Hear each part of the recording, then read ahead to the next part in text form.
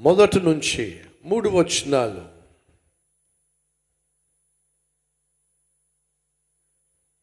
మొదటి రాజుల గ్రంథము 2వ అధ్యాయము 1 నుంచి 3 వచనాలు. అందరం కలిసి బిగ్గరగా చదువుదాం రండి.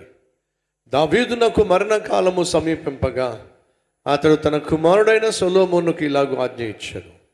లోకులందరూ పోవలసిన మార్గమున నేను పోవచ్చున్నాను. కాబట్టి నీవు ధైర్యముగా తెచ్చుకొని నిబరము కలిగి ఈ దేవుడైన యెహోవా అప్పగించిన దానిని కాపాడి ఆయన మార్గములను అనుసరించిన ఎడల ఏ పని పూనుకొని నన్ను ఎక్కడ తిరిగినను అన్నిటిలో వివేకముగా నడుచుకొందువు. మోషే ధర్మశాస్త్రములో వ్రాయబడి ఉన్న దేవుని కట్టడలను, ఆయన నియమించిన ధర్మమంతటిని, ఆయన న్యాయ విధులను, శాసనములను గైకొనుము. పరిశుద్ధుడా, దావీదు జీవితంలో చివరి ఘట్టము ఈ అధ్యాయంలో మేము చూస్తున్నాం. మాతో మాట్లాడి మీ నామాన్ని మహిమపరచుకోమని యేసునామం పేరట వేడుకుంటున్నాం తండ్రి, ఆమేన్. ప్రభు పేరట విచ్చేసిన మీ అందరికీ షలాం. ఒక నలుగురికి షేక్ హ్యాండ్ ఇవ్వండి. బాగున్నారా అని చెప్పి నోరు తెరిచి అడగండి. చిరునవ్వుతో, స్మైల్తోనే గ్రీటింగ్స్ ఇవ్వండి. మీ స్థలాల్లో కుదురుగా కూర్చోండి. ఒకసారి వాక్య పరిచర్య స్టార్ట్ అయిన తర్వాత ఏ ఒక్కరూ కూడా అటు తిరగడం కానీ, లేవడం కానీ, మధ్యలో నడవడం కానీ అది నిషేధం. ఫోన్స్ అన్నీ కూడా సైలెంట్ మోడ్లోనే ఉండాలి. ఎవరైనా ఒకవేళ తెలియక ఫోన్ ఆన్లో పెట్టినట్లయితే దయచేసి సైలెంట్ మోడ్లో ఒకసారి పెట్టుకోండి. ముగింపు ప్రార్థన, ఆశీర్వాద ప్రార్థన ఎంతవరకు ఒక్కరు కదలడానికి వీల్లేదు. ఈ విషయాన్ని గమనించండి. దావీదు జీవితాన్ని మనం బహు క్షుణ్ణంగా ధ్యానించాం. దావీదు ఇక వృద్ధాప్యానికి వచ్చేసాడు. చనిపోయే సమయం వచ్చేసింది. కాబట్టి దావీదు తన కుమారుడైన సొలొమోను పిలిచి మాట అంటున్నాడు. ఏమంటున్నాడు చూద్దాం రండి. దావీదునకు మరణకాలము సమీపింపగా అతడు తన కుమారుడైన సొలొమోనుకు ఇలాగూ సెలవిచ్చాడు. లోకులందరూ పోవలసిన మార్గమున నేను పోవచ్చున్నాను. పోయిన ఆదివారం నేను 3 విషయాలు చెప్పాను. అంతిమ పరీక్ష, అంతిమ పోరాటం, అంతిమ పలుకులు. లేదా చివరి పరీక్ష, చివరి పోరాటం, చివరి పలుకులు. చివరి పరీక్ష. 20 సంవత్సరాల క్రితము దావీదు తన శరీరంలో ఉన్నటువంటి కామ కోరికను బట్టి దారుణమైన పాపంలో పడిపోయాడు. అది దావీదు జీవితంలో కనిపించే ఒక బలహీనత. సైతానుకు అర్థమైంది దావీదుకు శరీర సంబంధమైనటువంటి వీక్నెస్ ఉందని. కాబట్టి ఎక్కడైతే దావీదు వీక్గా ఉన్నాడో అక్కడే మళ్ళా పడేయాలని చెప్పి సైతాను చాలా కాలం ఎదురు చూశాడు. కానీ దావీదు పొందుకున్న శ్రమల ద్వారా, పొందుకున్న శిక్ష ద్వారా తనకి ఎన్నడూ కూడా వ్యభిచారం జోలికి వెళ్ళలేదు. దావీదును జాగ్రత్తగా పరిశీలనగా చూస్తే ఒకే ఒక్కసారి వ్యభిచారంలో పడ్డాడు, ఒకే ఒక్కసారి పాపంలో పడ్డాడు, మళ్ళా పాపం చేయలే. మనుషుల్లో 2 రకాలు. ఒకరు ఒకసారి పాపంలో పడి పశ్చాత్తాపడి దాని జోలికి వెళ్ళని వాళ్ళు. 2 చేసిన తప్పే, చేసిన పాపమే మళ్ళీ మళ్ళీ చేస్తూ ఏమీ అడగనట్టుగా దేవుని దగ్గరకు వచ్చి పశ్చాత్తాపడి దేవుడు క్షమించాడులే అని చెప్పి మళ్ళా వెళ్ళి పాపం చేసేవాళ్ళు. సంగమా వినండి, నువ్వు దేవుని సన్నిధికి వచ్చి పశ్చాత్తాపడినప్పుడు నువ్వు చేసిన పాపాన్ని ఒప్పుకోవడమే కాకుండా విడిచిపెట్టాలి. ఏ పాపమైనా సరే నువ్వు ఒప్పుకొని విడిచిపెట్టకపోతే ఆ పాపము క్షమించబడదు. కొంతమంది తలంపుల్లో పాపం చేస్తారు, కొంతమంది కళ్ళతో పాపం చేస్తారు, కొంతమంది నోటితో పాపం చేస్తారు, ఇష్టం వచ్చినట్టుగా వాగుతారు, బూతులు మాట్లాడతారు, అబద్ధాలు చెప్తారు. కొంతమంది నడక బాగుండదు, కొంతమంది పడక బాగుండదు. నువ్వు నువ్వు చేసే తప్పేదైనా కావచ్చు, నీలో ఉన్న బలహీనత ఏదైనా కావచ్చు, దాన్ని దేవుని సన్నిధిలో ఒప్పుకున్న తర్వాత విడిచిపెట్టాలి. అలా విడిచిపెట్టకుండా ఒకవేళ నువ్వు నీ పాపాన్ని కొనసాగించినట్లయితే ఆ పాపము క్షమించబడదు. నీ పాపములు క్షమించబడకుండా నువ్వు పరలోకానికి వెళ్ళే ఛాన్స్ కూడా లేనే లేదు. దావీదు విషయంలో మీరు జాగ్రత్తగా గమనించండి. ఒక్కసారి వ్యభిచారంలో పడ్డాడు, ఇంకా ఆ తర్వాత ఎప్పుడు వ్యభిచారం చేయలే. కాబట్టి బైబిల్ ఏమని లిఖిస్తుందంటే దావీదు ఒక ఊరియా విషయంలో, అనగా ఊరియా బెత్షెబా విషయంలో తప్ప మరే తప్పు చేయలే. కానీ సైతానుకు తెలుసు దావీదుకున్న వీక్నెస్ ఏమిటో. అతడు శరీర సంబంధమైనటువంటి కామ కోరికల్లో బలహీనుడు అని గమనించిన సైతాను దావీదు మరణ పడక మీద ఉన్నప్పుడు, తను బహు చలితో వణికిపోతున్నప్పుడు దావీదు చుట్టూన్నటువంటి సేవకులు ఒక తెలివి తక్కువ ఆలోచన చేశారు. ఏమిటయ్యా అంటే, దావీదుకు వేడిని పుట్టించటానికి దేశంలో ఉన్న ఒక అందమైన అమ్మాయిని తీసుకొచ్చి దావీదు పడక మీద దావీదు కౌగిలిలో పెడదాం. ఆ పడుచు అమ్మాయి యొక్క కౌగిలి వల్ల దావీదుకు వేడి పుడుతుంది, కాబట్టి ఆ చలి నుండి బయటపడతాడు అని చెప్పి ఒక పనికి మాలిన ఆలోచన చేశారు. ఆ రోజు దావీదు జీవితంలో వాళ్ళు హెల్త్ గురించి ఆలోచించారే కానీ దావీదు యొక్క హోలీనెస్ గురించి ఆలోచించలే. ఆరోగ్యం గురించి ఆలోచించారే కానీ ఆత్మీయత గురించి వాళ్ళు ఆలోచించలే. చలితో వణిగిపోతున్నాడు కాబట్టి ఆరోగ్యాన్ని కాపాడాలని ఆలోచించారే కానీ ఒక అందమైన అమ్మాయిని తీసుకొచ్చి దావీదు పక్కనే పడుకోబెడితే పొరపాటున దావీదు కనుక ఆ రోజు శోధించబడి ఆ అమ్మాయి పట్ల అసభ్యంగా ప్రవర్తించిన, ఆ కోరికతో, ఆ ఆలోచనతో, ఆ ఆశతో వ్యవహరించిన దావీదు తను పోయే ముందు పాపంలో పడిపోయేవాడు. అది సైతాన్ యొక్క తంత్రం. చచ్చిపోబోయే ముందు కూడా దావీదును పాపంలో పడేయడానికి దావీదు పక్క మీదకు పడుచు అమ్మాయిని తీసుకొచ్చి పెట్టాడు. కానీ దావీదు ఎంతగా మార్పు చెందాడో తెలుసా? ఎంత లోతైన పశ్చాత్తాపాన్ని తను కలిగి ఉన్నాడో తెలుసా? తన పక్కలో పడుచు అమ్మాయి పడుకున్నప్పటికీ కూడా తన తలంపులు కూడా చెదరనటువంటి అద్భుతమైన ఆత్మీయతను దావీదు చివరి దినాల్లో సంతరించుకున్నాడు. కార్యారంభము కంటే కార్యాంతము మేలు. సహోదరి, నీ ఆత్మీయత ఈరోజు బాగోకపోతే రేపు కూడా బాగుండదు. ఈరోజు నీ ఆత్మీయత బాగోకపోతే వచ్చే నెలలో కూడా బాగోదు. వచ్చే నెలలో నేను మారిపోతాను బ్రదర్, ఎలా చెప్పగలవు? ఈరోజు మారని వాడివి వచ్చే నెల మారుతాను గ్యారంటీ ఏమిటి? కాబట్టి ఈరోజు నీ జీవితంలో ఏ బలహీనత కలిగి ఉన్నావో దాన్ని నువ్వు జయిస్తే మంచిది. ఎందుకని ఈరోజు దాన్ని నువ్వు జయించకపోతే ఏ రోజు నువ్వు దాన్ని జయించలేవు. ఇక చచ్చిపోయే రోజు శారీరకంగా బలహీనమైపోయి, మానసికంగా బలహీనమైపోయి, ఆధ్యాత్మికంగా బలహీనమైపోయి పాపాన్ని ఎలా జయిస్తావు ఒకసారి ఆలోచించు. దావీదు యొక్క చివరి పరీక్ష, దావీదు యొక్క చివరి పోరాటం, దావీదు యొక్క చివరి పలుకులు పోయిన ఆదివారం మీతో పంచుకున్నాను. ఈరోజు దావీదు తన కుమారుడితో చెప్తున్న 3 విషయాలు. మొదటిగా దావీదు అంటున్నాడు, లోకులు వెళ్ళవలసిన మార్గంలో నేను వెళుతున్నాను, లోకులందరూ పోవలసిన మార్గమున నేను పోవుచున్నాను. చాలా ప్రశాంతంగా ఉన్నాడు దావీదు. మరణించబోతున్నప్పటికీ కూడా దానిలో ఎటువంటి భయము లేదు, దిగులు లేదు. ఎక్కడికి పోతానో, ఏమైపోతానో, నరకానికి వెళ్తానేమో అనేటటువంటి ఆందోళన దావీదుకు 1% కూడా లేదు. ఎందుకంటే దావీదుకు తెలుసు తాను కన్ను మూసి ఎక్కడికి వెళ్ళబోతున్నాడో. ప్రియ సహోదరులు, మీరు ఇంట్లోంచి బయటకు వస్తున్నప్పుడు మీకు ఒక గురి ఉంది. పలానా చోటకి వెళ్ళబోతున్నా.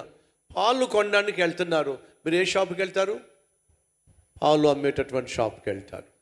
బియ్యం కొనడానికి వెళ్తున్నారు. ఏ షాప్కి వెళ్తారు? బియ్యం అమ్మేటటువంటి షాప్కి వెళ్తారు. హెయిర్ కటింగ్ చేయడానికి బయటికి వెళ్ళారు అనుకోండి, ఎక్కడికి వెళ్తారు? హెయిర్ కటింగ్ చేసేటటువంటి బార్బర్ షాప్కి వెళ్తారు. అనగా ఇంట్లోంచి నువ్వు బయటకు వస్తున్నప్పుడు నువ్వు ఎక్కడికి వెళ్తున్నావో నీకు తెలుసు కాబట్టి ప్రశాంతంగా అక్కడికి వెళ్ళిపోతావు. కానీ ఇంట్లోంచి బయటకు వచ్చిన తర్వాత అసలు నువ్వు ఎక్కడికి వెళ్తున్నావో తెలియదు అనుకోండి, ఏమైపోతావో చెప్పు. ఆల్బర్ట్ ఐన్స్టీన్ అనేటటువంటి గొప్ప జ్ఞాని ఒకరోజు ట్రైన్లో ప్రయాణం చేస్తున్నాడు. అలా ప్రయాణం చేస్తున్న సమయంలో టికెట్ని చెక్ చేసేటటువంటి టికెట్ కలెక్టర్ వచ్చాడు. అందరు టికెట్లు చెక్ చేస్తున్నప్పుడు ఆల్బర్ట్ ఐన్స్టీన్ గారు కూడా తన పాకెట్లోంచి టికెట్ తీసే ప్రయత్నం చేశాడు. కానీ ఆ టికెట్ కనిపించలా.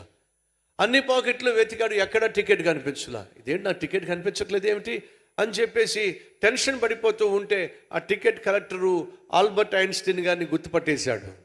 మహామేధావి. గుర్తుపట్టేసి, హలో ఆల్బర్ట్ ఐన్స్టీన్ గారు బాగున్నారా? బాగున్నాను, కానీ నాకు టికెట్ కనిపించట్లేదయ్యా. ఏం పర్వాలా, నేను పక్క బోగీలోకి వెళ్ళి ఆ చెకింగ్ చేసిన తర్వాత వస్తాను, ఈ లోపల టికెట్ మీరు దగ్గర పెట్టుకోండి అని చెప్పేసి వెళ్ళిపోయాడు. వెళ్ళిపోయిన తర్వాత కాసేపు అయిన తర్వాత మళ్ళా తిరిగి వస్తే ఐన్స్టీన్ గారు ఇంకా టికెట్ కోసం వెతుకుతున్నారు, దొరకట్లా. ఎక్కడో మిస్ అయిందని చెప్పేసి ఆ టికెట్ కలెక్టర్ అంటున్నాడు, మీరేం వరీ కాకండి, నేను టికెట్లు చాలా చెక్ చేయాల్సి ఉంది కాబట్టి మీరు కులాసాగా కూర్చొని ఆ టికెట్ చూడండి, లేదంటే పర్వాలేదు వదిలేసేయండి, మీరు బహుశా టికెట్ కొని ఉంటారు, టెన్షన్ పడాల్సిన అవసరం లేదు, నేను మిమ్మల్ని ఏం ఫైన్ కట్టమని అడగను, ప్రశాంతంగా కూర్చోండి. ఆ టికెట్ కలెక్టర్ లేక కండక్టర్ వెళ్ళిపోయినా సరే ఆల్బర్ట్ ఐన్స్టీన్ కిందకు దూరి సూట్ కేసు బయటికి లాగి మొత్తం అంతా తడివేస్తున్నాడు, మొత్తం వెతికేస్తున్నాడు. చాలాసేపు అలా వెతుకుతూ ఉంటే మళ్ళీ టికెట్ కలెక్టర్ వచ్చి ఆల్బర్ట్ ఐన్స్టీన్ గారు, మీరు ఆల్బర్ట్ ఐన్స్టీన్ అని మాకు తెలుసు, అందరికీ తెలుసు, టికెట్ కొనే ఉంటారు మీరు, కాబట్టి మీరేం వరీ కాకండి, నేనేమి ఫైన్ కట్టమని చెప్పని అన్న కదా, ప్రశాంతంగా కూర్చోండి అని అంటే ఆల్బర్ట్ ఐన్స్టీన్ చెప్పిన మాట అంటే తెలుసా, నాకు ఇప్పుడు టికెట్ ఖచ్చితంగా కావాలయ్యా. ఎందుకండి టికెట్ పోతే పోయింది, టికెట్ పోనివ్వండి, నేను మిమ్మల్ని ఫైన్ ఏమి వేయను కదా, నువ్వు ఊరుకోవయ్యా, నీ ఫైన్ సంగతి పక్కన పెట్టి నాకు టికెట్ కావాలి. ఇప్పుడు ఎందుకు కావాలి ఆ టికెట్? ఆ టికెట్ మీద రాస్తుంది నేను ఏ పట్టణానికి వెళ్తున్నానో. అర్థమైందా? ఆ టికెట్ మీద ఉంది ఏమని. ఇంతకీ మీకు తెలుసా అండి ఆ విషయం? రైలు టికెట్ కొన్నారనుకోండి, ఆ రైలు టికెట్ మీద ఉంటుంది హైదరాబాద్ నుంచి మీరు కడప వెళ్తున్నారా, హైదరాబాద్ నుంచి మీరు విశాఖపట్నం వెళ్తున్నారా, హైదరాబాద్ నుంచి మీరు మద్రాసు వెళ్తున్నారా, అక్కడ ప్రింట్ అయి వస్తుంది. సో ఇప్పుడు ఆల్బర్ట్ ఐన్స్టీన్ ప్రయాణం చేస్తున్నాడు, కానీ టికెట్ లేకపోయేసరికి తను ఎక్కడికి వెళ్తున్నాడో కూడా తనకి ఇప్పుడు తెలియదు. కాబట్టి ఏమవుతున్నాడో తెలుసా, టెన్షన్ పడిపోతున్నాడు, చెమటలు పట్టేస్తున్నాయి. మహాజ్ఞాని ప్రయాణం చేస్తున్నాడు, కానీ తన గమ్యం ఏమిటో తనకి తెలియదు. దయచేసి గమనించండి, ఈరోజు గొప్ప వాళ్ళు, ధనవంతులు కావచ్చు, రాజకీయవేత్తలు కావచ్చు, వ్యాపారవేత్తలు కావచ్చు, సైంటిస్టులు కావచ్చు, సెలబ్రిటీస్ కావచ్చు, సామాన్యులు కావచ్చు, అందరం కూడా ప్రయాణం చేస్తున్నాం. పుట్టుకతో మన ప్రయాణం ప్రారంభమైంది, గిట్టుకతో మన ప్రయాణం ముగుస్తుంది. కానీ ఆ తర్వాత ఎక్కడికి వెళ్తాం? సహోదరి సహోదరు దయచేసి వినండి, ఈరోజు ఒకవేళ నువ్వు గుట్టుక్కుమంటే నువ్వు ఎక్కడికి వెళ్తావు? ఖచ్చితంగా వెళ్తావు, ఎక్కడికి ఒక చోటకి వెళ్తావు. ఎవరైనా చనిపోయారనుకోండి, ఏమంటారు? చనిపోయారు అని అంటారు. మళ్ళీ చెప్పండి, ఏమిటావు? చనిపోయారు, ఈజ్ గాన్, వెళ్ళిపోయారు. అంటే ప్రతి ఒక్కళ్ళు కూడా మరణించి ఎక్కడికో వెళ్తున్నారు. ఎక్కడికి వెళ్తున్నారు? సహోదరుడు వింటున్నావా, సహోదరి వింటున్నావా? నువ్వు మరణించిన తర్వాత ఎక్కడో ఒక చోటికి వెళ్ళాలి. ఎక్కడికి వెళ్తావు?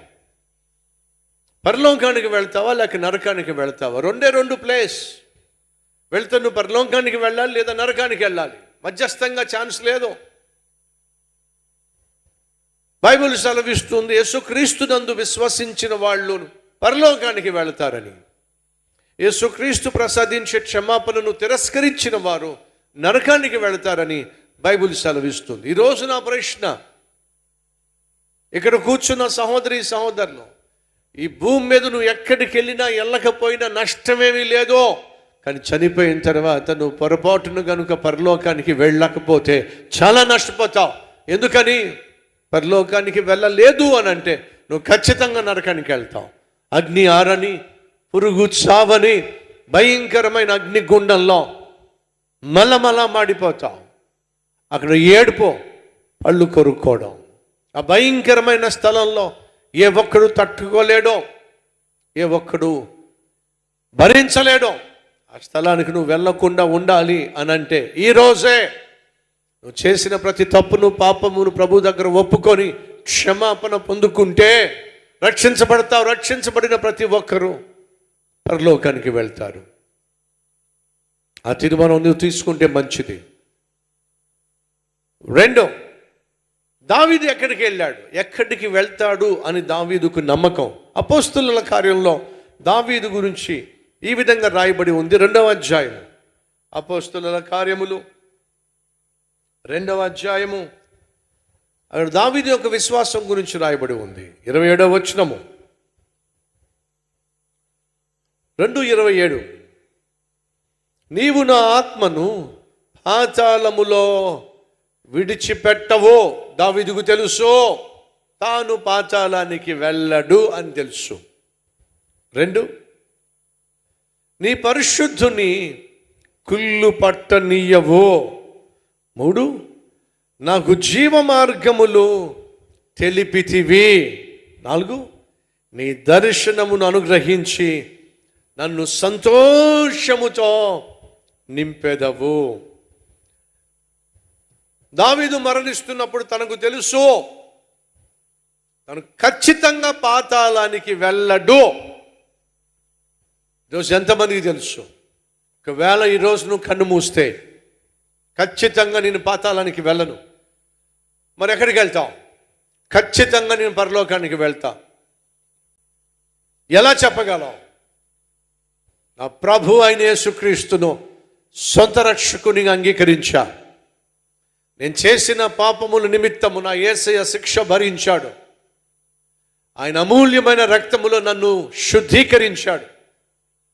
పాత రోత జీవితం నుంచి నన్ను విడిపించాడు. ఒక నూతన హృదయాన్ని నాకు ఇచ్చాడు. ఇప్పుడు నేను యేసు బిడ్డను అని చెప్పగలిగిన ప్రతి ఒక్కరూ ఏ క్షణము కన్ను మూసినా పరలోకానికి వెళ్ళిపోతారు. ఇప్పుడు నా ప్రశ్న, ఒకవేళ ఈరోజే నువ్వు కన్ను మూయవలసి వస్తే ఎంతమందికి ఖచ్చితమైన నమ్మకము, నిర్ధారణ ఉంది, నిరీక్షణ ఉంది? ఒకవేళ ఈరోజు కనుక నేను కన్ను మూస్తే ఖచ్చితంగా నా ప్రభు సన్నిధిలో కన్ను తెరుస్తా. నమ్మిన వాళ్ళు ఒకసారి చూపిస్తారా? Yes yes yes yes. Thank you brothers and thank you sisters. ఏమనుకోకండి. మీలో ఎంతమంది మీ పక్క వాళ్ళ కోసం చేయి చూపించా? మీ పక్క వాళ్ళ కోసం మీలో ఎంతమంది చేయి చూపించారు? పక్కోడు చెయ్యెత్తాడు, మనం ఎత్తకపోతే ఇటు నరకానికి పోతాడనమాట. ఎందుకు వచ్చిందిలే, చెయ్యే కదా, ఎత్తిపడేస్తే పోతులే. మనలో కొంతమంది పరలోకానికి వెళతాను అని పూర్తిగా నమ్మకం లేకపోయినా సరే అందరూ చెయ్యెత్తుతున్నారు కాబట్టి మనం కూడా ఎత్తేస్తే పోలా. నువ్వు చెయ్యెత్తినంత మాత్రాన పోవు నాయనా పరలోకానికి. మరే నీ గుండెల్లో క్రీస్తు ఉండకపోతే ఆయన గృహములో నువ్వు ఉండే ఛాన్స్ లేదో. సో దావీదు తన యాత్ర ముగిస్తున్నప్పుడు తనకు సంపూర్ణ విశ్వాసం ఉంది తను పరలోకానికి వెళ్ళిపోతానని. కాబట్టి ప్రశాంతంగా మరణ పడక మీద ఉన్నాడు. తన కుమారుణ్ణి పిలిచి 3 విషయాలు చెప్పాడు. 1, దేవుని పట్ల విధేయత కలిగి ఉండు. 2, దుష్టుల పట్ల జాగ్రత్త కలిగి ఉండు. 3, దయగలిగిన వారి పట్ల కృతజ్ఞత కలిగి ఉండు. 3 అద్భుతమైన విషయాలు చెప్పాడండి. ఏమిటట? దేవుని పట్ల విధేయత, దుష్టుల పట్ల జాగ్రత్త, దయగలిగిన వారి పట్ల కృతజ్ఞత కలిగి ఉండు. విధేయత, జాగ్రత్త, కృతజ్ఞత. ఒకసారి చెప్తారా? పుణ్యం ఉంటుంది మీకు. మొదటిగా ఏమిటి? విధేయత, జాగ్రత్త, కృతజ్ఞత. దేవుని పట్ల విధేయత, దుష్టుల పట్ల జాగ్రత్త, దయగలిగిన వారి పట్ల కృతజ్ఞత. సో 3 దాలే. దేవుని పట్ల విధేయత, దుష్టుల పట్ల జాగ్రత్త, దయగలిగిన వారి పట్ల కృతజ్ఞత. విధేయత, జాగ్రత్త, కృతజ్ఞత. ఈ 3 విషయాలు దావీదు చెప్పాడు. Be faithful, be careful, be thankful అని చెప్పన్నాడు. మొదటిగా జాగ్రత్తగా ఉండు. ఏ విషయంలో జాగ్రత్తగా ఉండాలి చూద్దాం రండి. 3వ వచనం, నీ దేవుడైన యెహోవా అప్పగించిన దానిని కాపాడి, నీ దేవుడైన యెహోవా నీకు అప్పగించిన దానిని కాపాడి ఆయన మార్గములను అనుసరించిన ఎడల నువ్వు ఏ పని పూనుకొనినను, ఎక్కడ సంచరించినను అన్నిటిలోను వివేకము కలిగి నడుచుకుందువు. మోషే ధర్మశాస్త్ర ప్రకారము నీవు జీవించు. ఇది మొట్టమొదటిగా దేవుడు సొలొమోనుకి ఇచ్చినటువంటి ఆజ్ఞ. ఏంటో తెలుసా? నీ చేతికి అప్పగించబడిన దానిని ఏం చేయమంటున్నాడు? చూడండి ఏముందో, మళ్ళీ చదువుతాం. ఏం చేస్తాం? రైట్. 3వ వచనము, నీ దేవుడైన యెహోవా అప్పగించిన దానిని కాపాడు. సహోదరి సహోదరులు, దేవుడు అంటున్నాడు కాపాడు. ఆనాడు సొలొమోనుతో దావీదు చెప్పినట్టుగా ఈరోజు దేవుడు నీతో కూడా చెప్తున్నాడు. ఏమిటి? నీ చేతికి నేను ఏమైతే అప్పగించానో దాన్ని కాపాడు. సహోదరి సహోదరులు, మొదటిగా దేవుడు నీకు నాకు ఏం అప్పగించాడు చెప్పండి? రక్షణ, పాప క్షమాపణ. చీకటిలో జీవిస్తున్న మనము, పాప బంధకాల్లో మగ్గిపోతున్న మనలను దేవుడు విడిపించాడు, మనకు రక్షణనిచ్చాడు. ఏం చేసుకోవాలి? ఆ రక్షణ ఆనందాన్ని కాపాడుకోవాలి. దేవుడిచ్చిన నీతిని కాపాడుకోవాలి. దేవుడిచ్చిన సాక్ష్యాన్ని కాపాడుకోవాలి.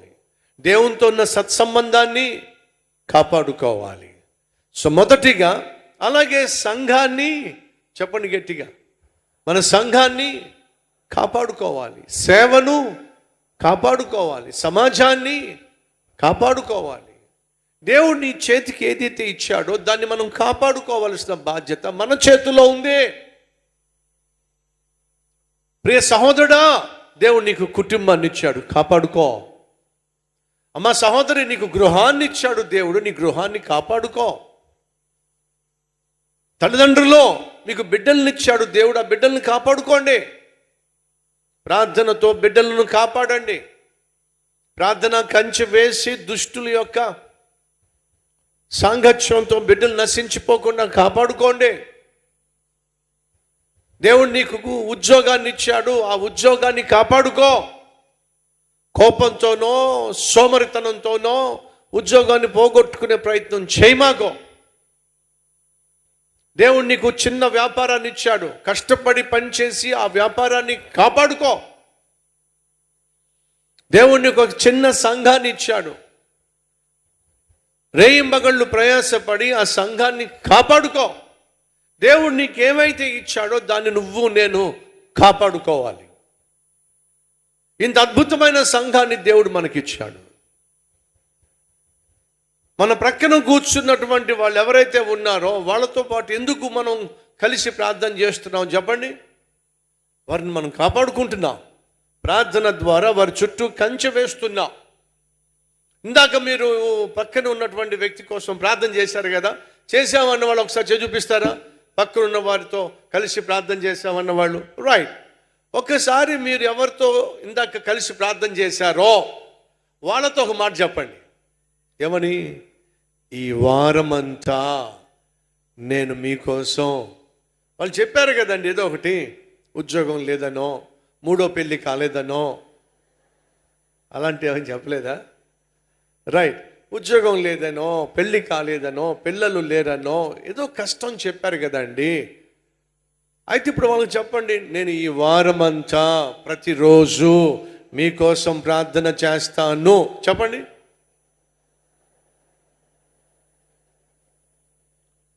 నిజంగా చేస్తారా? అలా చేస్తే ఆశీర్వాదం అంటారా లేకపోతే అనర్థం అంటారా? గట్టిగా చెప్పండి. దానివల్ల మన సంఘాన్ని మనం ఏం చేసుకుంటున్నాం? అదే దేవుడు ఆశిస్తున్నాడు. ఒకరోజు ఆ భార్య తన భర్త తాగుబోతాడు, భర్తను మందిరానికి రా అంటే రానివాడు కాస్త ఆ రోజు వచ్చాడు. వచ్చి మందిరంలో కూర్చున్నాడు, వాక్యం వింటా ఉన్నాడు. సడన్గా ఫోన్ రింగ్ అయ్యింది. ఎప్పుడైతే ఫోన్ రింగ్ అయ్యిందో ప్రసంగం చేసే పాస్టర్ గారు ప్రసంగం చేస్తూ ఇలా చూశాడు ఆయన్ని. ఎప్పుడైతే ఫోన్ రింగ్ అయిందో సీరియస్గా పాస్టర్ గారు చూశారు. పాపం ఆ క్యాండిడేట్ ఏమో ఏ పాకెట్లో పెట్టాడో తెలియక ఈ పాకెట్ ఎత్తికాడు, ఓ రింగ్ అవుతా ఉంది. ఈ లోపల అక్కడ ఉన్నటువంటి సేవకులు ఒక ఆయన గబగబా వచ్చేసాడు. ఆపయ్యా ఆపో అంటున్నాడు. సిగ్గుతో తల ఉంచుకున్నాడు. చుట్టూ ఉన్న వాళ్ళు వెనక్కి చూశారు. అట్లాగా ఎవడండి అని చెప్పేసి అవమానంతో తల ఉంచుకున్నాడు. ఆ ఫోన్ ఆఫ్ చేసిన తర్వాత భార్య మాత్రం పక్కన కూర్చున్న మొగుడిని ఇలాగే చూస్తూ ఉంది. తట్టుకోలేకపోయాడు. మందిరం అయిపోయిన తర్వాత నడుచుకుంటూ వెళ్తుంటే వెళ్ళే సంఘస్థులందరూ కూడా ఇతని వైపు ఇలాగే చూస్తారు. ఇతనే. భార్య ఏమో దారి పొడుగున, మీకు తెలుసు కదా, ఇక దారి పొడుగున అతన్ని అదే ప్రశ్న, బుద్ధుందా లేదా మీకు? ఆ మాత్రం జ్ఞానం లేదా? మందిరానికి వస్తే సెల్ ఫోన్ స్విచ్ ఆఫ్ పెట్టుకోవాలి మీకు తెలియదా? పరువు తీసేశారు కదా.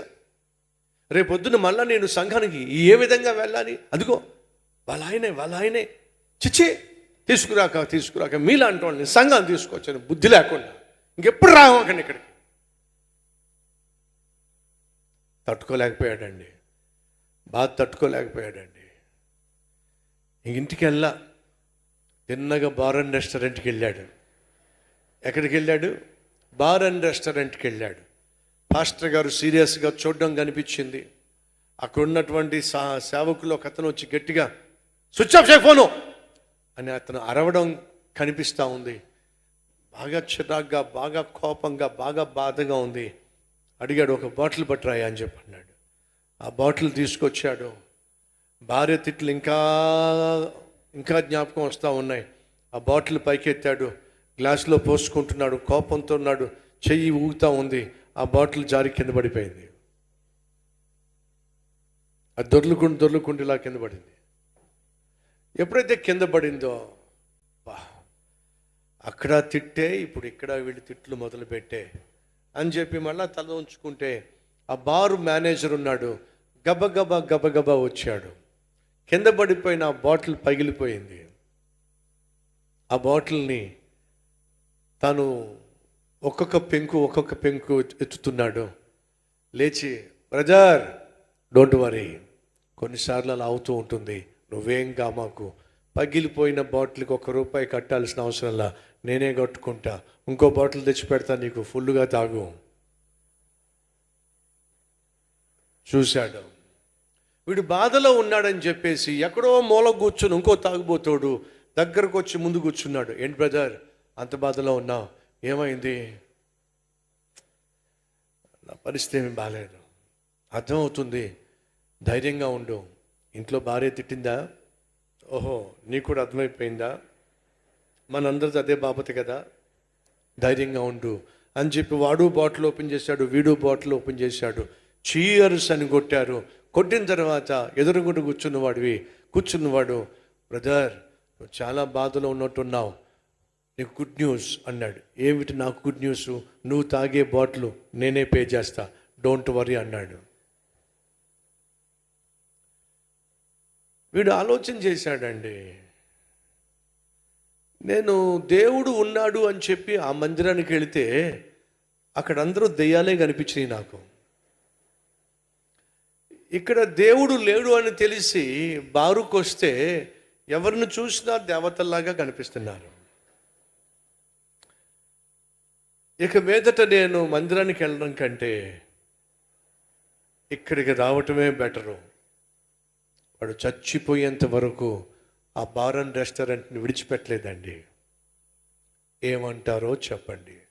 వాడి దృష్టిలో దేవుని మందిరము కంటే, చెప్పండి, దెయ్యాల కొంపైన బార్ అండ్ రెస్టారెంట్లోనే వాడికి ఆదరణ దొరికిందంటండి. వాడికి భుజం తట్టేవాళ్ళు దొరికారటండి. వాడి బిల్లు కట్టేవాళ్ళు దొరికారటండి. ఇది ఎంత అవమానం అండి దేవునికి. సంగమా వింటున్నారా? మన మందిరానికి వచ్చినప్పుడు మన చుట్టూ చాలామంది ఎన్నెన్నో సమస్యలతో వస్తున్నారు. కొంతమంది కుటుంబంలో నరకం భరించలేక వస్తున్నారు. మరి కొంతమంది బిడ్డల వల్ల నరకం భరించలేక వస్తున్నారు. ఇంకొంతమంది భర్త పెట్టే నరకం భరించలేక వస్తున్న భార్యలు ఉన్నారు. మరి కొంతమంది అధికంగా సమస్యలు తట్టుకోలేక తల్లడిల్లిపోతూ మందిరానికి వస్తున్నారు. ఇంకొంతమంది ఎన్ని మందులు వాడినప్పటికీ రోగం తగ్గక అల్లాడిపోతూ దేవుడు ఒక్కడే స్వస్థపరచగలడని నమ్మకంతో మందిరానికి వస్తున్నారు. అలా వచ్చినప్పుడు పక్కన కూర్చున్న నువ్వు గనుక అతని భుజం మీద చెయ్యి వేసి, బ్రదర్ బాగున్నారా, మీకోసం ఈ వారం అంతా ప్రార్థన చేస్తాను. ఎందుకు ప్రభు నా మనసులో ఆ భారాన్ని పెట్టాడు. మీకున్న సమస్య ఏంటో చెప్పండి, చాలా దిగులుగా ఉన్నారు, డోంట్ వరీ, దేవుడు ఖచ్చితంగా మీకు జవాబు ఇస్తాడు. నా జీవితంలో కూడా ఎన్నో సమస్యలతో ఇక్కడికి వచ్చాను, నన్ను ప్రభు కనికరించి ఆ సమస్యల నుంచి విడిపించి సంతోషంతో కూడిన జీవితాన్ని ఇచ్చాడు, మీకు కూడా ఇస్తాడు, ధైర్యంగా ఉండండి అని చెబితే కదండి ఆ వ్యక్తిని మనం కాపాడుకోగలిగింది. ఈరోజు షాపింగ్ మాల్కి వెళితే వచ్చిన కస్టమర్ని ప్రేమతో ఆహ్వానించేటటువంటి స్టాఫ్ని మనం చూస్తున్నాం. ఒక రెస్టారెంట్కి వెళితే వెళ్ళిన వెంటనే గబగబా వచ్చి మీకు ఏం కావాలి చెప్పండి సార్ అని మర్యాదగా అడిగే వాళ్ళని మనం చూస్తున్నాం. మరి దేవుని ఇల్లుగా పిలువబడుతున్న మందిరంలోకి వచ్చినప్పుడు మరి ఒకరి పట్ల ఒకరు ఇంకెంత మర్యాద కలిగి ఉండాలి, ఇంకెంత మమకారాన్ని చూపించాలి, ఇంకెంత ఆత్మీయతను చూపించాలి. సంగమా, ఎవరికి వాళ్ళు వచ్చేయడం, ఎవరికి వాళ్ళు వెళ్ళిపోవడం ఇది సినిమా హాలు కానే కాదో, ఇది దేవుని ఇల్లు. దేవుని ఇంట్లోకి ఎవరు వస్తారో చెప్పండి? దేవుని పిల్లలు వస్తారు. మనం అందరం ఎవరో చెప్పండి? దేవుని యొక్క పిల్లలము. మన తండ్రి ఎవరో చెప్పండి? ప్రభు అయిన యేసుక్రీస్తు. ప్రభు అయిన యేసుక్రీస్తు యొక్క తండ్రి అయినటువంటి ప్రభు అయిన యేసుక్రీస్తు పిల్లలము మనము. పక్క వాళ్ళతో నువ్వు మాట్లాడవేంటి? పక్కవానికి షేక్ హ్యాండ్ ఇవ్వవేమిటి? పక్కవాడిని పలకరించవేమిటి? ఎందుకు ముచ్చు మొహం వేసుకుని కూర్చుంటావు? ఎందుకు ముఖంలో కనీసం చిరునవ్వు కూడా ఉండదు? ప్రియ సహోదరుడు సహోదరి వినో, నువ్వు దేవుని సన్నిధికి వస్తున్నప్పుడు నీ ముఖంలో చిరునవ్వు ఉండాలి. ఎందుకని? నేను ప్రపంచాన్ని పరిపాలించే దేవుని ఇంటికి వెళ్తున్నా, ఆయనను నేను కలుసుకోబోతున్నా, ఆయనను నేను దర్శించబోతున్నా, ఆయనకు నాకున్న కష్టాన్ని చెప్పుకోబోతున్నా, ఆయన నాకు జవాబు ఇవ్వబోతున్నాడో అనేటటువంటి సంతోషంతో నువ్వు రావాలి. మందిరంలోంచి నువ్వు బయటికి వెళుతున్నప్పుడు అదే సంతోషంతో నువ్వు వెళ్ళాలి. దేవుడు నా ప్రార్థన ఆలకించాడు, దేవుడు నాతో మాట్లాడాడు, దేవుడు నాకు వాగ్దానం ఇచ్చాడు. కాబట్టి మనం మందిరంలోంచి బయటికి వెళ్తున్నప్పుడు ఏడుపు మోకాలతో కాదు మీరు బయటికి వెళ్ళాల్సింది. అందుకే చెప్తున్నా, మందిరం అయిపోయిన తర్వాత సినిమా హాల్లో ఏమో చెప్పండి, ఎవరికి లేచి ఉసూరుమంటూ చెమటలు గార్చుకుంటూ బయటికి పోతూ ఉంటారు. మీరు వెళ్ళేటప్పుడు పక్కవారిని పలకరించండి, షేక్ హ్యాండ్ ఇవ్వండి, ప్రేమతో వ్యవహరించండి. కానీ దయచేసి గమనించండి, ప్రేమతో మాట్లాడండి, వాళ్ళ కోసం ప్రార్థన చేయండి, అంతేగాని వాళ్ళ పర్సు మాత్రం ఖాళీ చేయకండి. సిస్టరు మీకోసం ప్రార్థన చేస్తున్నాను, ప్రభు నా మనసులో పెట్టాడు సిస్టరు, ఏమని మిమ్మల్ని 10,000 రూపాయలు అడగమని చెప్పాడు సిస్టరు. ఇలా పిచ్చి వేషాలు వేయకండి. దేవుని మందిరంలో ఎవరైనా సరే మందిరానికి వచ్చిన తర్వాత ఒకరితో ఒకరు పరిచయం ఏర్పాటు చేసుకొని ఒకరి కోసం ఒకరు ప్రార్థన చేసిన తర్వాత ఆ ప్రార్థన పరిచయం ముసుగులో 10 రూపాయలు కావాలి, 100 రూపాయలు కావాలి, 1000 రూపాయలు కావాలి అని ఎవ్వరు అడిగినా సరే వాళ్ళు దేవుని మందిరానికి ద్రోహులో. ఈ విషయాన్ని మర్చిపోకండి. ఆనాడు దావీదు చనిపోతూ అంటున్నాడు, నా కుమారుడా, నీ చేతికి అప్పగించిన దానిని కాపాడయ్యా. ఏమిటి సొలొమోనుకు దేవుడు అప్పగించింది? రాజ్యం అండి, దేశం అండి. దేశం అంటే ఏమిటండి? దేశం అంటే మట్టి కాదోయ్, దేశం అంటే మనుషులోయ్. అంటే సొలొమోనుకు దేవుడు ఏం అప్పగించాడండి? తన ప్రజలను అప్పగించాడు. ఏం చేయమని? ప్రేమతో పరిపాలించమని. ఆ రోజు దావీదు సొలొమోనుకు అదే చెప్తున్నాడు. నేను చెప్పాగా, ఏ సందేశం అయితే నేను మీకు ఇస్తానో ఆ సందేశము సుమారు 3000 సంవత్సరాల క్రితము, ఈరోజు అందించే సందేశం 3000 సంవత్సరాల క్రితము యెరూషలేములో చోటు చేసుకుంది. దావీదు మరణ పడక మీద ఉన్నాడు. ఏ స్థితిలో ఉన్నాడో మనకు తెలియదు. ఏ ప్యాలెస్లో ఉన్నాడో మనకు తెలియదు. చుట్టూ ఎవరున్నారో మనకు తెలియదు. అసలు అప్పుడు ఏం జరిగిందో మనకు తెలియదు. కాబట్టి నేను ఏ సందేశాన్ని అయితే మీకు అందించబోతున్నానో అది మీ కళ్ళకు కట్టినట్టుగా చూపించాలి అని చెప్పి నేను అందించే సందేశ సారాంశాన్ని ఒక చిన్న ఫిల్మ్గా తీసుకొచ్చి, లేక ఒక చిన్న మూవీగా తీసుకొచ్చి మీ ముందుకు తీసుకురావాలి అని చెప్పి ప్రతి సండే నేను ప్రయత్నం చేస్తున్నాను. 3000 సంవత్సరాల క్రితం యెరూషలేములో దావీదు చివరి క్షణాలు ఎలా గడిచినాయి, దావీదును ఎలా సమాధి చేశాడు, దావీదు సమాధి చేయబడినప్పుడు ఎంతమంది ప్రజలు పాల్పంచుకున్నారు, అసలు ఏం జరిగింది 3000 సంవత్సరాల క్రితం. ఇప్పుడు ఏమైతే మీతో పంచుకున్నానో ఎగ్జాక్ట్గా అదే చూద్దాం రండి. Let's watch this sound. ఔషధాలు, ప్రార్థనలు ఏదైనా ప్రయత్నించండి. నా తండ్రి మనల్ని అప్పుడే విడిచిపోకూడదు.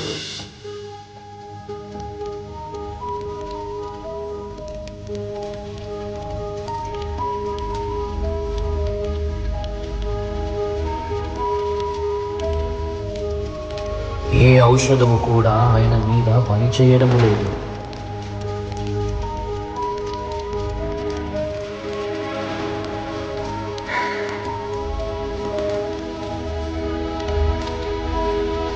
సొలొమోను, నా కుమారుడా, దగ్గరికి రా.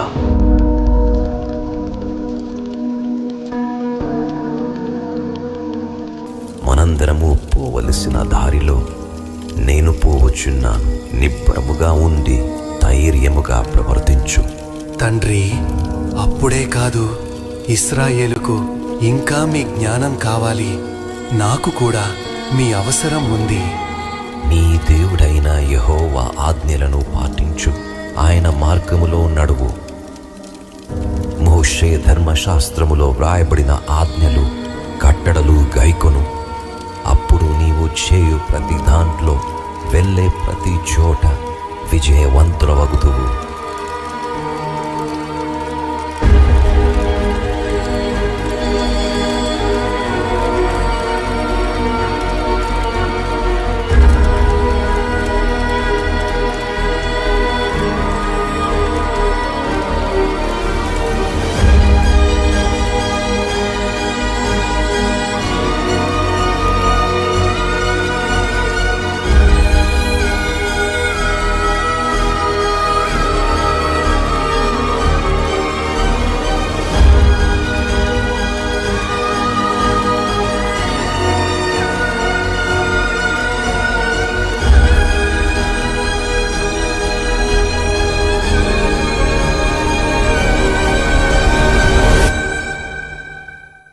దావీదు దేవుని చిత్త ప్రకారం తన తరానికి సేవ చేసి మరణించాడు.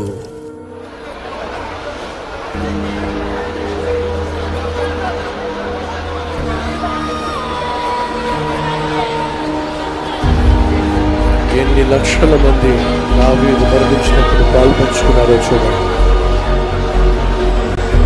ఎంతమంది ఏడ్చారో.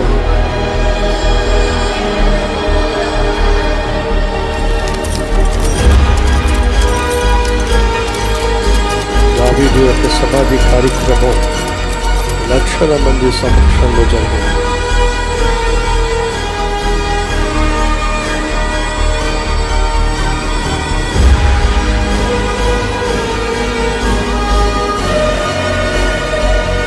ఆ రీతిగా దావీదు సమాధి చేయబడ్డాడు.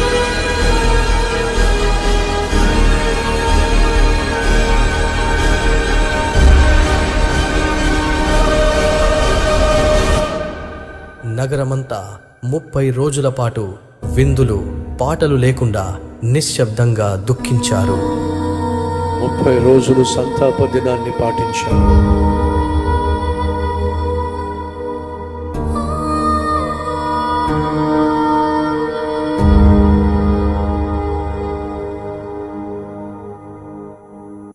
ఆ రీతిగా దావీదు మరణించిన తర్వాత సమాధి కార్యక్రమాలు జరిగినాయి. దావీదు చెప్పింది సొలొమోను మనసులో మెదులుతూనే ఉంది. 3 విషయాలు దావీదు సొలొమోనుకు చెప్పాడు. 1, దేవుని పట్ల విధేయత కలిగి ఉండు. దేవునికి ఇచ్చిన దాన్ని పోగొట్టుకోవద్దు. మీ సహోదరులు మరొకసారి జ్ఞాపకం చేస్తున్నా, దేవునికి ఇచ్చిన దాన్ని పోగొట్టుకోవద్దు. దేవునికి ఇచ్చిన భార్యను పోగొట్టుకోవద్దు. దేవునికి ఇచ్చిన భర్తను పోగొట్టుకోవద్దు. దేవునికి ఇచ్చిన బిడ్డలను పోగొట్టుకోవద్దు. దేవునికి ఇచ్చిన కుటుంబాన్ని పోగొట్టుకోవద్దు. దేవునికి ఇచ్చిన ఆత్మీయతను పోగొట్టుకోవద్దు. ఆరోగ్యాన్ని పోగొట్టుకోవద్దు. దేవునికి ఇచ్చిన ఉద్యోగాన్ని పోగొట్టుకోవద్దు. కలిగి ఉన్న చిన్న వ్యాపారాన్ని పోగొట్టుకోవద్దు. దేవునికి ఇచ్చిన రక్షణను పోగొట్టుకోవద్దు. దేవునికి ఇచ్చిన అద్భుతమైన ఈ సంఘాన్ని పోగొట్టుకోవద్దు.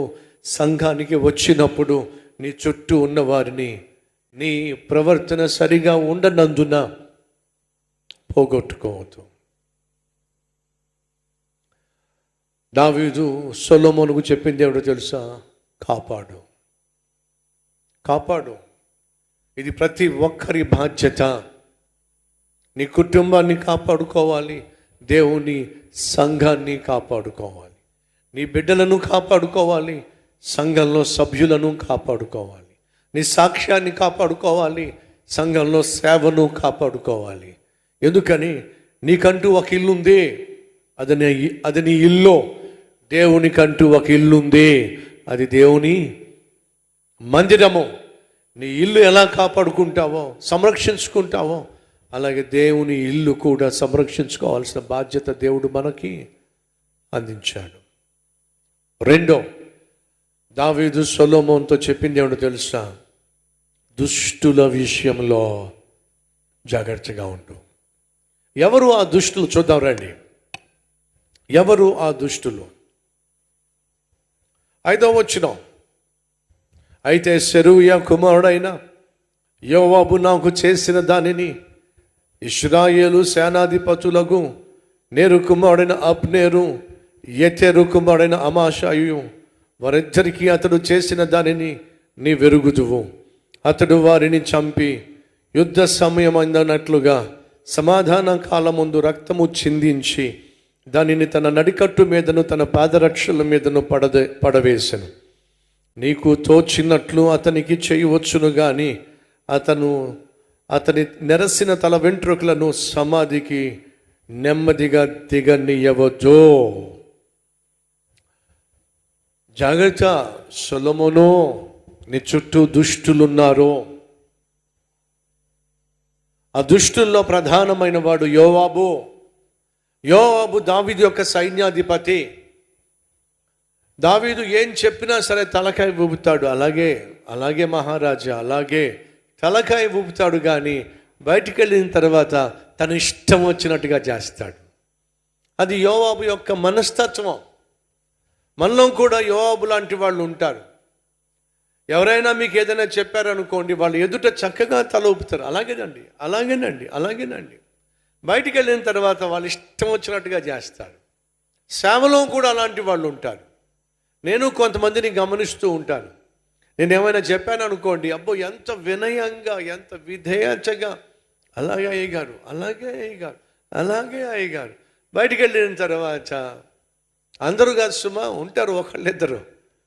బయటికి వెళ్ళిన తర్వాత వాళ్ళు ఇష్టం వచ్చినప్పుడు వాళ్ళు జీవిస్తారు, వాళ్ళు ఇష్టం వచ్చినప్పుడు వాళ్ళు న్యాయిస్తారు, అతి వినయం చూపిస్తారు, బయటికి వెళ్ళి దురత లక్షణాన్ని కనపరుస్తారు. యోవాబు మనస్తత్వం. మీలో ఏ ఒక్కరు అలా ఉండడానికి వీల్లేదు. మీ మాట అవునంటే అవును, కాదంటే కాదు. చేస్తానంటే చేస్తానని చెప్పు, చేయలేనంటే చేయలేనని చెప్పు. అంతేగాని చేస్తాను అని చెప్పి చేయకపోయినా అది దేవుని దృష్టిలో నేరం అనే విషయం మర్చిపోకండి. యోవాబు బహు దుర్మార్గుడు, కానీ సైన్యానికి అధిపతిగా దావీదు ఏర్పరచుకున్నాడు. కాబట్టి యోవాబు ఎన్ని పాపిష్టి పనులు చేసినా దావీదు ఏమీ చేయలేకపోవడానికి ప్రధాన కారణం చెప్పమంటారా? దావీదు బెత్షెబాతో వ్యభిచారం చేశాడు. ఆ నెపం ఎక్కడ తన మీదకి వస్తుందేమో అని చెప్పేసి తను ప్రెగ్నెంట్ అయింది కనుక రేపటి దినాన బెత్షెబా ఇంటికి బెత్షెబా భర్త వచ్చినప్పుడు నేను లేని సమయంలో నువ్వెలా ప్రెగ్నెంట్ అయ్యావు అని చెప్పి ప్రశ్నిస్తే బెత్షెబా చెప్పేస్తుంది, మీరు ఎంతో నమ్మినటువంటి దావీదు ఏం చేశాడో తెలుసా? నువ్వు లేని సమయంలో నన్ను పిలిపించి నన్ను పాడు చేశాడు, లేక నన్ను తొందర చేశాడు అని చెప్పినట్లయితే ఎక్కడ దావీదు పరువు పోతుందో అని చెప్పి యోవాబు కబురు పెట్టాడు. ఏమని? ఊరియాని చంపించేసేయ్ అన్నాడు. యోవాబుకి ఏంటో తేడా అనిపించింది. ఊరియా చాలా నమ్మకస్తుడు కదా, దావీదు కోసం ప్రాణం ఇచ్చేటటువంటి సేవకుల్లో ఒకడు కదా, ఇలాంటి నమ్మకస్తుడినే చంపేయమంటున్నాడు ఏమిటి? ఎంతో కొంత అక్కడున్న సైనికులు కూడా తెలుసు ఊరియాకు బహు అందమైన భార్య ఉందని, ఆ ఇల్లు కూడా దావీదుకు పక్కనే ఉందని. ఇప్పుడు ఊరియాని చంపించేశాడు దావీదు. ఆ తర్వాత ఏమీ ఎరగనట్టుగా బెత్షెబాను తెచ్చుకుని పెళ్లి చేసేసుకున్నాడు. ఇదంతా ఊరియాకు అర్థం కాలేదా? మా ఇదారి దావీదు, నీ కన్ను పడక ఊరియా భార్య మీద పడిందా? ఆమెను సొంతం చేసుకోవడానికి ఊరియాని చంపమన్నావా? సరే చంపేశా. కానీ ఊరియాని చంపిన కారణము బెత్షెబాని పెళ్లి చేసుకోవడానికి అనే విషయం దేశంలో ఎవ్వరికీ తెలియదు. ఎవరికి తెలుసు? యోవాబుకు తెలుసు. కాబట్టి ఇప్పుడు దావీదు ఎంతో కొంత తన లోపం ఏమిటో, తనలో ఉన్న పాపం ఏమిటో యోవాబు పసిగట్టేశాడో. ఎప్పుడైతే యోవాబు దావీదులో ఉన్న పాపాన్ని పసిగట్టాడో దావీదు ధైర్యంగా అతనేమీ చేయలేకపోయాడు. సహోదరులు వినండి, మన జీవితంలో ఎంత యథార్థంగా జీవిస్తే అంత ధైర్యంగా జీవిస్తాం. బైబిల్ సెలవిస్తుంది, నీతిమంతులు సింహం వలె ధైర్యంగా ఉంటారు. నువ్వు నీతిగా జీవించినంత కాలం ధైర్యంగా నువ్వు జీవిస్తావు. కానీ ఎప్పుడైతే నీతి మాలిన పని చేస్తావో, తప్పు చేస్తావో, ఆ తప్పు చేసినప్పుడు ఎవడో ఒకడు చూస్తాడు. చూసారా? వాడు ఏం చేస్తాడు? బ్లాక్మెయిల్ చేస్తాడు, బ్లాక్మెయిల్ చేసి పడేస్తాడు. ఏమైందో తెలుసా? 5-6 కుర్రాళ్ళు ఒక గ్యాంగుగా ఏర్పడి ఒక పార్కులోకి వెళ్ళారు. అలా పార్కులోకి వెళ్ళినప్పుడు ఒక అబ్బాయి అమ్మాయి ప్రేమ దోమ అనే పనికి మాలినటువంటి ముసుగు వేసుకొని ఒక చాటుకి వెళ్ళి, ఒక చెట్టు కిందకి వెళ్ళి వాళ్ళిద్దరు పిచ్చి పనులు చేస్తున్నారు. ముద్దులు పెట్టుకున్నారు, పిచ్చి పనులు చేస్తూ ఉంటే 5-6 పిల్లలు ఏం చేశారో రికార్డ్ చేశారు. రికార్డ్ చేసిన తర్వాత వాళ్ళని భయపెట్టారు. భయపెట్టి ఇదిగో రికార్డ్ చేసాం, దీన్ని మేము బయట పెడతాం అని అంటే వాళ్ళు కాళ్ళలో పడ్డారు. దయచేసి దీన్ని బయట పెట్టకండి, సోషల్ మీడియాలో పెట్టకండి, మా పరువు పోద్ది అని చెప్పంటే వాళ్ళు సింపుల్ ఒక కండిషన్ పెట్టారు. ఏంటో తెలుసా? మేము బయట పెట్టాం, ఎక్కడికి ఎవ్వరికి ఇవ్వం, నువ్వు చేయాల్సిందల్లా ఒకటే, ఉన్న కుర్రవాళ్ళందరినీ సుఖపెట్టు. ఆఖరిగా ఆ అమ్మాయి చేసింది ఏమిటాయా అంటే వచ్చిన 5-6 ఒకటి తర్వాత ఒకటి వెళ్ళి ఆ అమ్మాయిని పాడు చేశారు. దేన్ని ఆధారం చేసుకొని ఒక తప్పు చేయడం చూశారు, దాన్ని రికార్డ్ చేశారు. ఇప్పుడు ఆ అమ్మాయిని ఏం చేశారు? అందరూ కలిసి పాడు చేశారు. ఎవరికైనా చెప్పుకోగలదా? ఎదిరించగలదా? బెదిరించగలదా? ఎందుకు వాళ్ళకి దాసోహం కావాల్సి వచ్చింది? ఒకరితో దాసోహం అయింది, ఇప్పుడు 10 మందికి దాసోహం కావాల్సి వస్తుంది. అనేక సందర్భాలు అనేక మంది చెల్లెళ్ళు ఇలాంటి సిచ్యువేషన్ నా దగ్గరికి వచ్చి, అన్న నా ఫ్రెండ్తో పాటు నేను రహస్యంగా ఒక చోట కలిశాను, వాడు మొత్తం రికార్డ్ చేసేసాడు. ఇప్పుడు రికార్డ్ చేసిన వాడు నా ఫ్రెండే, నా బాయ్ ఫ్రెండే. వాడు రికార్డ్ చేసి ఏమంటున్నాడంటే ఎక్కడికి రమ్మంటే అక్కడికి వెళ్ళాల్సిందే, ఒకవేళ నేను రాకపోతే బయట పెడతాను అంటున్నాడు. సరే నా ఫ్రెండే కదా అని చెప్పి వాడి దగ్గరికి నేను వెళ్తున్నాను. ఆ తర్వాత వాడేమన్నాడంటే, నాతోనే కాదు నా ఫ్రెండ్స్తో కూడా నువ్వు పడుకోవాలని చెప్పి అన్నాడు. ఇప్పుడు ఎక్కడికి రమ్మంటే అక్కడికి వెళ్ళాల్సి వస్తుంది, ఎవరితో పడుకోమంటే వాడితో పడుకోవాల్సి వస్తుంది. కాదు కూడదంటే బయట పెడతాను అంటున్నాడు. నా బ్రతుకో కుక్కలు చింపినా విస్తరాకు అయిపోయింది. అర్థమవుతుందా సహోదరి సహోదరులు? నీ జీవితంలో నువ్వు నీతిగా జీవిస్తేనే ధైర్యంగా జీవించగలుగుతావు. ఎప్పుడైనా ఎక్కడైనా నీతి మాలిన జీవితం నువ్వు జీవించినట్లయితే అలుసైపోతావు, లోకువైపోతావు, చేతిలో బొమ్మవైపోతావు. ఈ విషయాన్ని గమనించాల్సిందిగా కోరుతున్నా. దావీదు లాంటి వాడే చేతిలో బొమ్మ అయిపోయాడండి. యోవాబు సైన్యాధిపతి ఏమీ చేయలేకపోయాడు. అబ్షాలోము దావీదు యొక్క కుమారుడు. యోవాబుకు చెప్పాడు, అందరికీ చెప్పాడు, అబ్షాలోము నా కుమారుడు, మీలో ఏ ఒక్కరు కూడా నా కుమారుడు మీద చెయ్యి వేయడానికి వీలేదు. అర్థమవుతుందా? అందరూ తలకాయ ఊపారు. యోవాబు తలకాయ ఊపాడు. ఒకరోజు అబ్షాలోము ఒంటరిగా కనిపించాడు. యోవాబు వెళ్ళి చంపి పడేశాడు. ఎవరి కుమారుని చంపేశాడు? దావీదు కుమారునే చంపేశాడు. దావీదు వద్దు అని చెప్పినా సరే, నువ్వే ఉంటే వద్దని చెప్తే నేను ఆగడానికి చెప్పాక ముందేమో తలకాయ ఊపుతాడు, ఆ తర్వాత బయటికి వెళ్ళి ఇష్టం వచ్చినట్టుగా చేస్తాడు. అబ్షాలోముని చంపేశాడు అని దావీదుకు తెలిసినా దావీదు ఏమీ చేయలేకపోయాడు. కారణం ఏమిటంటే, ఒకవేళ యోవాబును పిలిపించి, ఒరే నీకు ఎంత ధైర్యం రా నా కొడుకుని చంపడానికి అని ప్రశ్నిద్దాము అని అంటే, ఎక్కడ యోవాబు ముందుకు వచ్చి, మరి నీకెంత ధైర్యం బత్షెబా మొగుడిని చంపడానికి ప్రశ్నిస్తాడేమో, అందరి ముందు పరువు తీస్తాడేమో. దావీదు ఏం చేయలేకపోయాడండి. కాబట్టి దావీదు అంటున్నాడు సొలొమోనుతో, నా కుమారుడా, దావీదు తన తరము వారికి దేవుని చిత్త ప్రకారము పరిపాలన అందించాడు. ఇప్పుడు తనకున్న ఆశ ఏంటయ్యా అంటే, తన కుమారుడు కూడా దేవుని చిత్త ప్రకారము ప్రజలకు ఏమి ఇవ్వాలి, అదే పరిపాలన అందించాలి. కాబట్టి సొలొమోనుతో అంటున్నాడు, దుష్టులున్నారు జాగ్రత్త. వారిలో ఒకడు యోవాబు, రెండోవాడు షిమీ, మూడోవాడు అబ్యాతారు. యోవాబు సైన్యాధిపతి, షిమీ సౌలు యొక్క కుటుంబ సభ్యుడు, అబ్యాతారు 40 సంవత్సరాలు దావీదు పక్షముగానే ఉన్నటువంటి యాజకుడు. కానీ చివరికి అదోనియాతో కలిసిపోయారు. కాబట్టి ఈ ముగ్గురు విషయంలో జాగ్రత్త, తగిన జాగ్రత్తలు తీసుకో. వీళ్ళున్నట్లయితే ఈ రాజ్యం ప్రశాంతంగా ఉండడం సాధ్యము కాదు. ఇది దావీదు సొలొమోనుకి ఇచ్చిన హెచ్చరిక. మొదట ఏమన్నాడు? దేవునికి విధేయత చూపించు. రెండోది ఏమన్నాడు? దుష్టుల విషయంలో జాగ్రత్త వహించు. ఈ ముగ్గురిని ఏం చేశాడో మళ్ళీ ఒక వీడియో చూద్దాం రండి. ఎలా వీళ్ళ పట్ల వ్యవహరించాడో చూద్దాం రండి. సింహాసనం నాదే, కానీ ఆ పిల్లవాడిని రాజుగా అభిషేకించారు. అభిషేకును పెండ్లి చేసుకోను, యోవాబు, అదోనియా. ఆమెతో సింహాసనం నీదే అవుతుంది. దావీదు పక్కలో ఉన్నటువంటి అమ్మాయిని పెళ్లి చేసుకుంటే రాజ్యాన్ని స్వతంత్రించుకోవచ్చు. తప్పుడు సలహా యోవాబు ఇచ్చాడు.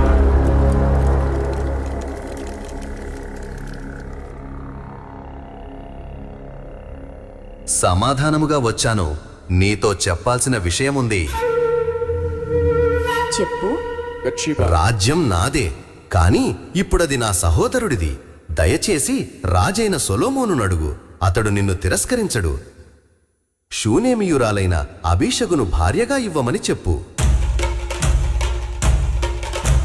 వాడి కన్ను దావీదు కౌగిల్లో ఉన్న అమ్మాయి మీద పడింది. రాజైన సొలొమోను దగ్గరకు వచ్చి, అదోనియా అబీషగును భార్యగా కోరుకున్నాడని చెప్పింది. సొలొమోనుకు పట్టజాలనంత కోపం వచ్చింది.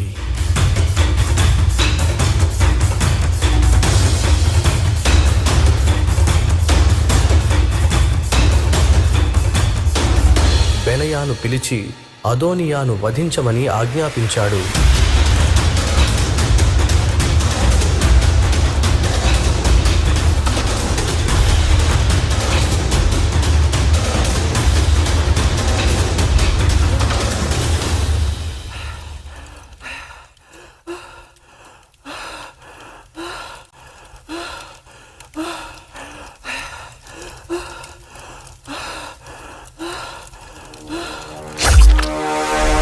అదోనియా మరణించిన తరువాత సొలొమోను తన సింహాసనాన్ని న్యాయంతో స్థిరపరిచాడు.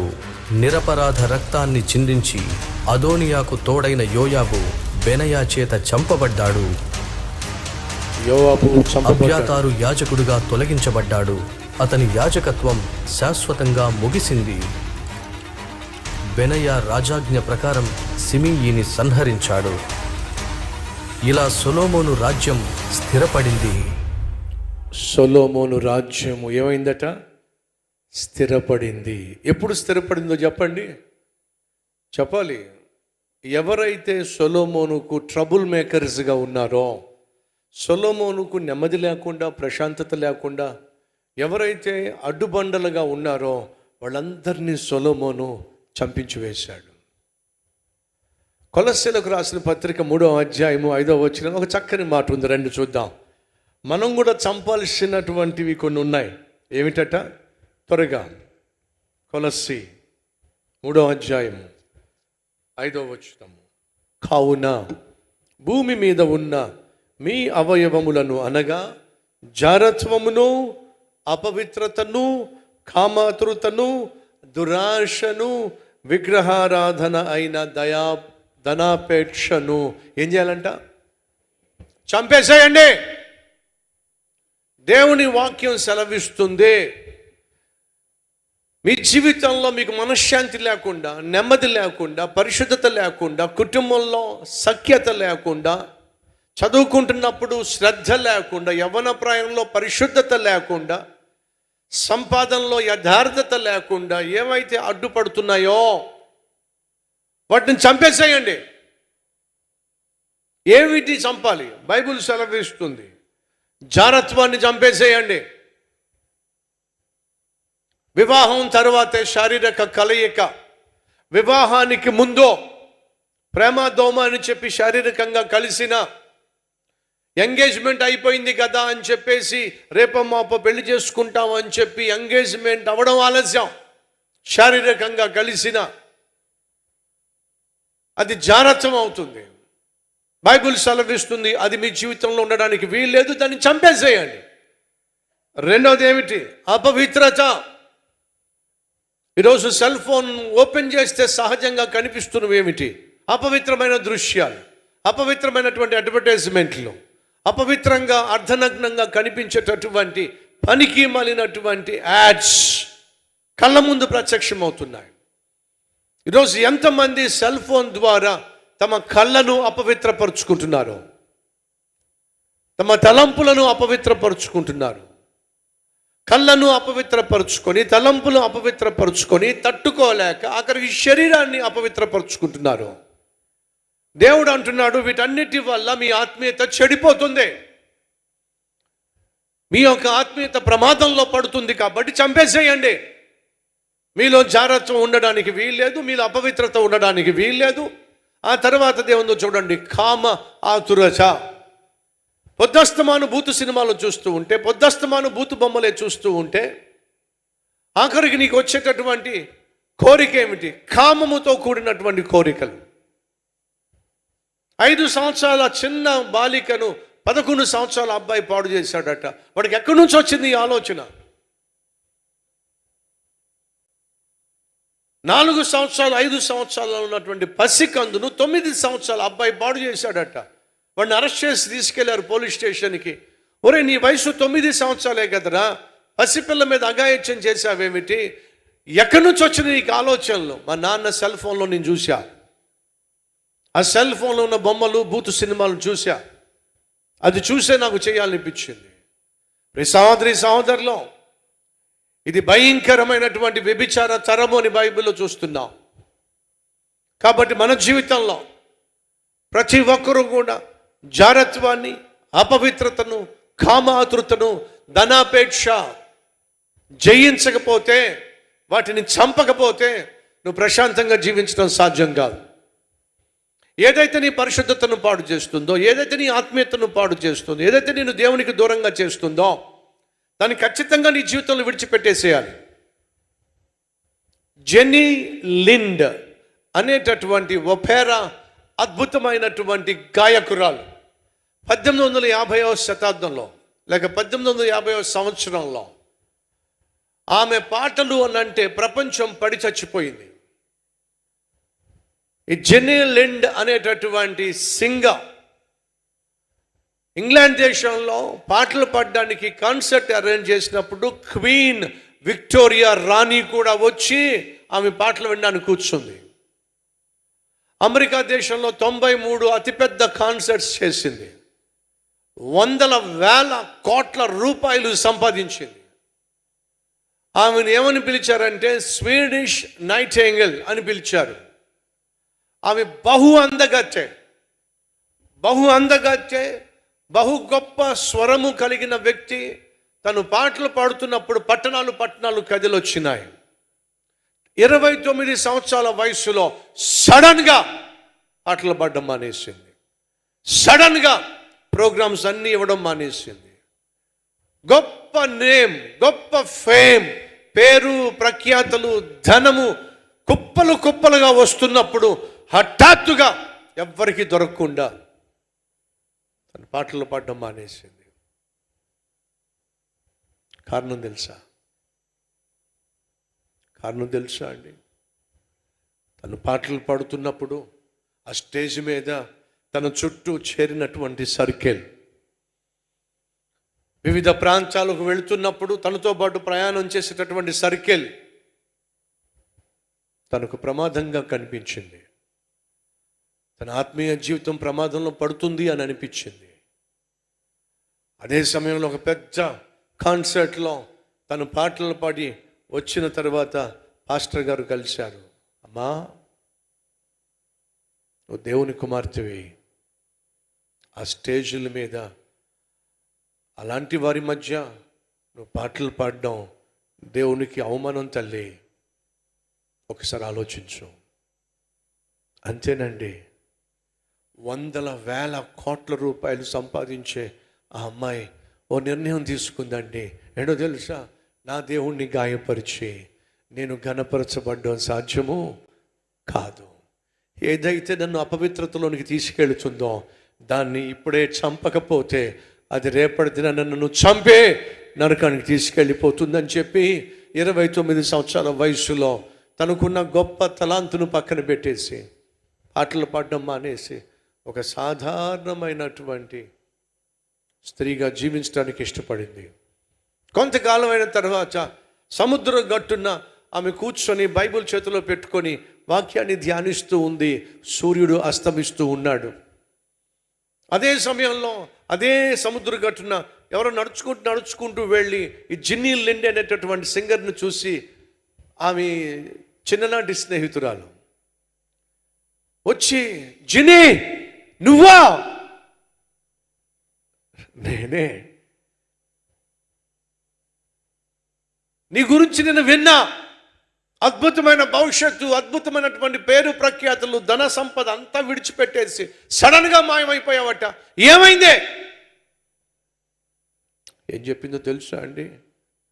అప్పుడే సూర్యుడు అస్తమిస్తున్నాడు. ఈ అస్తమించే సూర్యుని కోసం నిత్యము ప్రకాశించే నీతి సూర్యుడిని నేను దూరం చేసుకోవడానికి ఇష్టపడలేదు. కాబట్టే ఆ జీవితాన్ని కాదనుకున్నాను. నా ప్రభువు ఇచ్చిన పరిశుద్ధమైన జీవితాన్ని కోరుకున్నాను. కాబట్టే బైబిల్ చదువుతున్నాను. ఎంత అద్భుతమైన సాక్ష్యం అండి! ప్రియ సహోదరులు వినండి.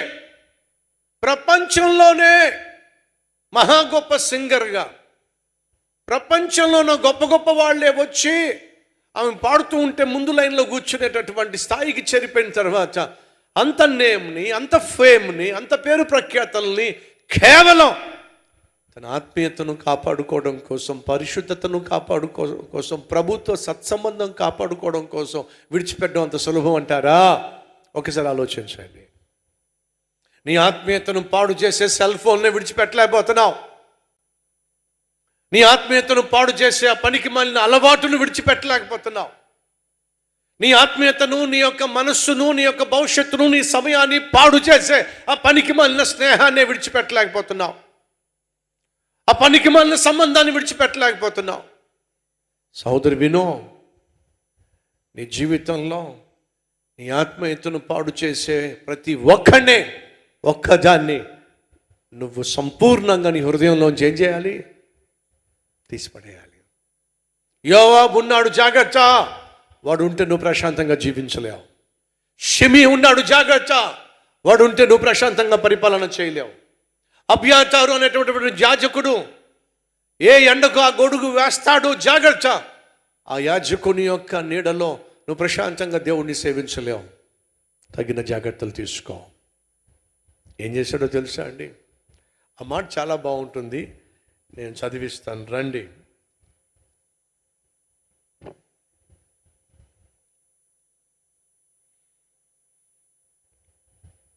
ముప్పై 31వ వచనము, 2వ అధ్యాయము.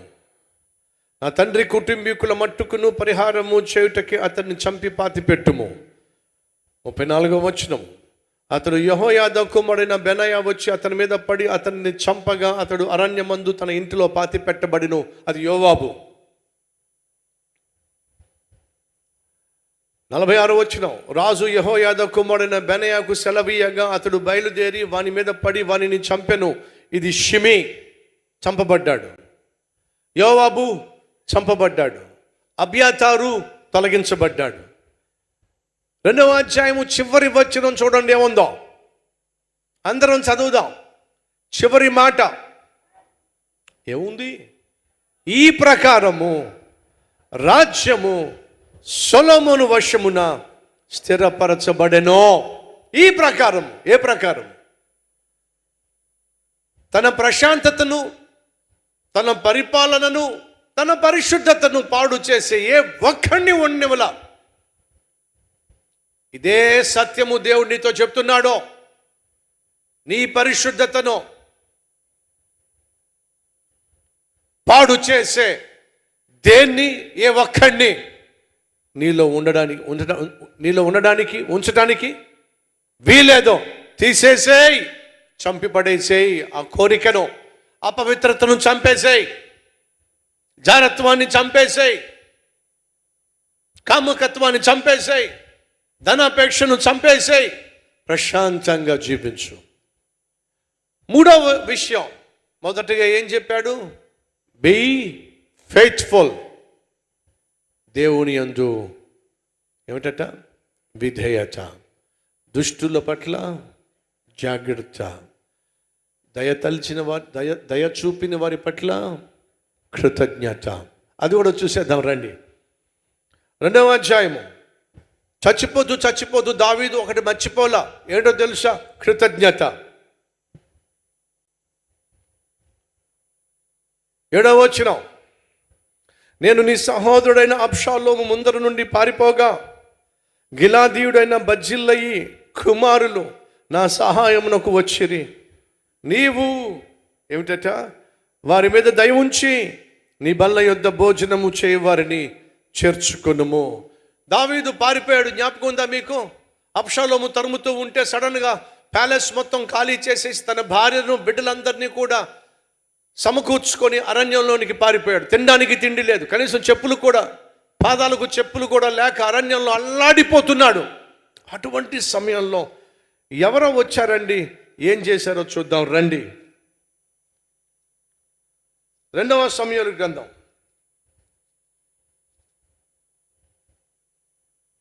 17వ అధ్యాయం 27వ వచనం చివరి మాట. 268 పేజ్ నంబర్.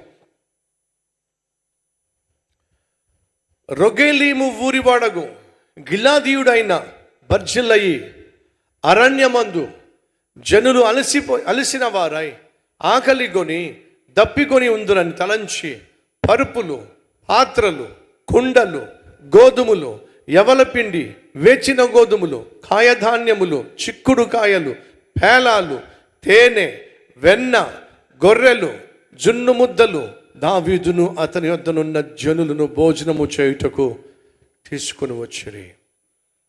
అబ్షాలోము దావీదును తరుముతున్నప్పుడు, అడ్రస్ లేకుండా దావీదు తిరుగుతున్నప్పుడు, భార్యలకు పిల్లలకు తనకు ఆహారం లేక అల్లాడిపోతున్నప్పుడు బర్జిల్లయి అనేటటువంటి ఒకడు, అయ్యో మహారాజు అబ్షాలోము యొక్క చేతుల్లో పడకుండా తప్పించుకొని పారిపోయి వచ్చేసాడట మన అరణ్యానికి.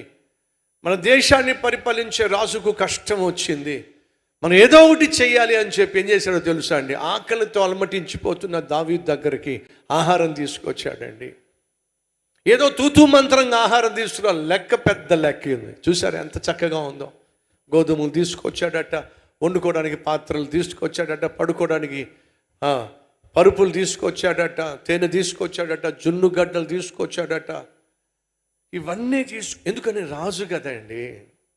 ఇవన్నీ తీసుకొచ్చినప్పుడు ఆకలితో ఉన్నటువంటి రాజు దావీదు ఇది చూసినప్పుడు ఎంత కృతజ్ఞత! నేను కష్టంలో ఉన్నానని, ఆకలితో ఉన్నానని నా పట్ల జాలి చూపించారే, మీకు నిండు కృతజ్ఞతలు. చచ్చిపోయేటప్పుడు దావీదు చచ్చిపోయేటప్పుడు, నా కుమారుడా దేవుని పట్ల విధేయత చూపించాయా, దుష్టుల పట్ల జాగ్రత్త కలిగి ఉండాయా, బర్జిల్లయ్యాయి. మనం కష్టంలో ఉన్నప్పుడు వచ్చి మరి ఆహారం పెట్టాడయ్యా, కృతజ్ఞత చూపించు. నీతో పాటు భోజనము చేసే భాగ్యము బర్జిల్లయ్య కుమారులకు ఇవ్వయ్యా. చచ్చిపోతూ కూడా దావీదు ఎంత అద్భుతమైన కృతజ్ఞతను చూపించాడండి. దావీదు కృతజ్ఞత గలవాడు, దేవుని పట్ల కృతజ్ఞత కలిగిన వాడు, మనుషుల పట్ల కృతజ్ఞత కలిగిన వాడు. జోనాతాను పట్ల కృతజ్ఞతను చూపించాడు, అలాగే బర్జిల్లయి పట్ల కృతజ్ఞతను చూపించాడు. సహోదరి సహోదరులు, కృతజ్ఞత అనేది మనందరి జీవితంలో ఖచ్చితంగా కనిపించాల్సిన ఓ అద్భుతమైన లక్షణం. దేవుని పట్ల కృతజ్ఞత. ఈరోజు మనం ఏమై ఉన్నామో దానికి కారణం చెప్పండి, మాట్లాడరే. ఈరోజు మనం ఏమై ఉన్నామో అది దేవుని యొక్క కనికరము. నమ్మిన వాళ్ళు గట్టిగా చప్పట్లు కొడతారా?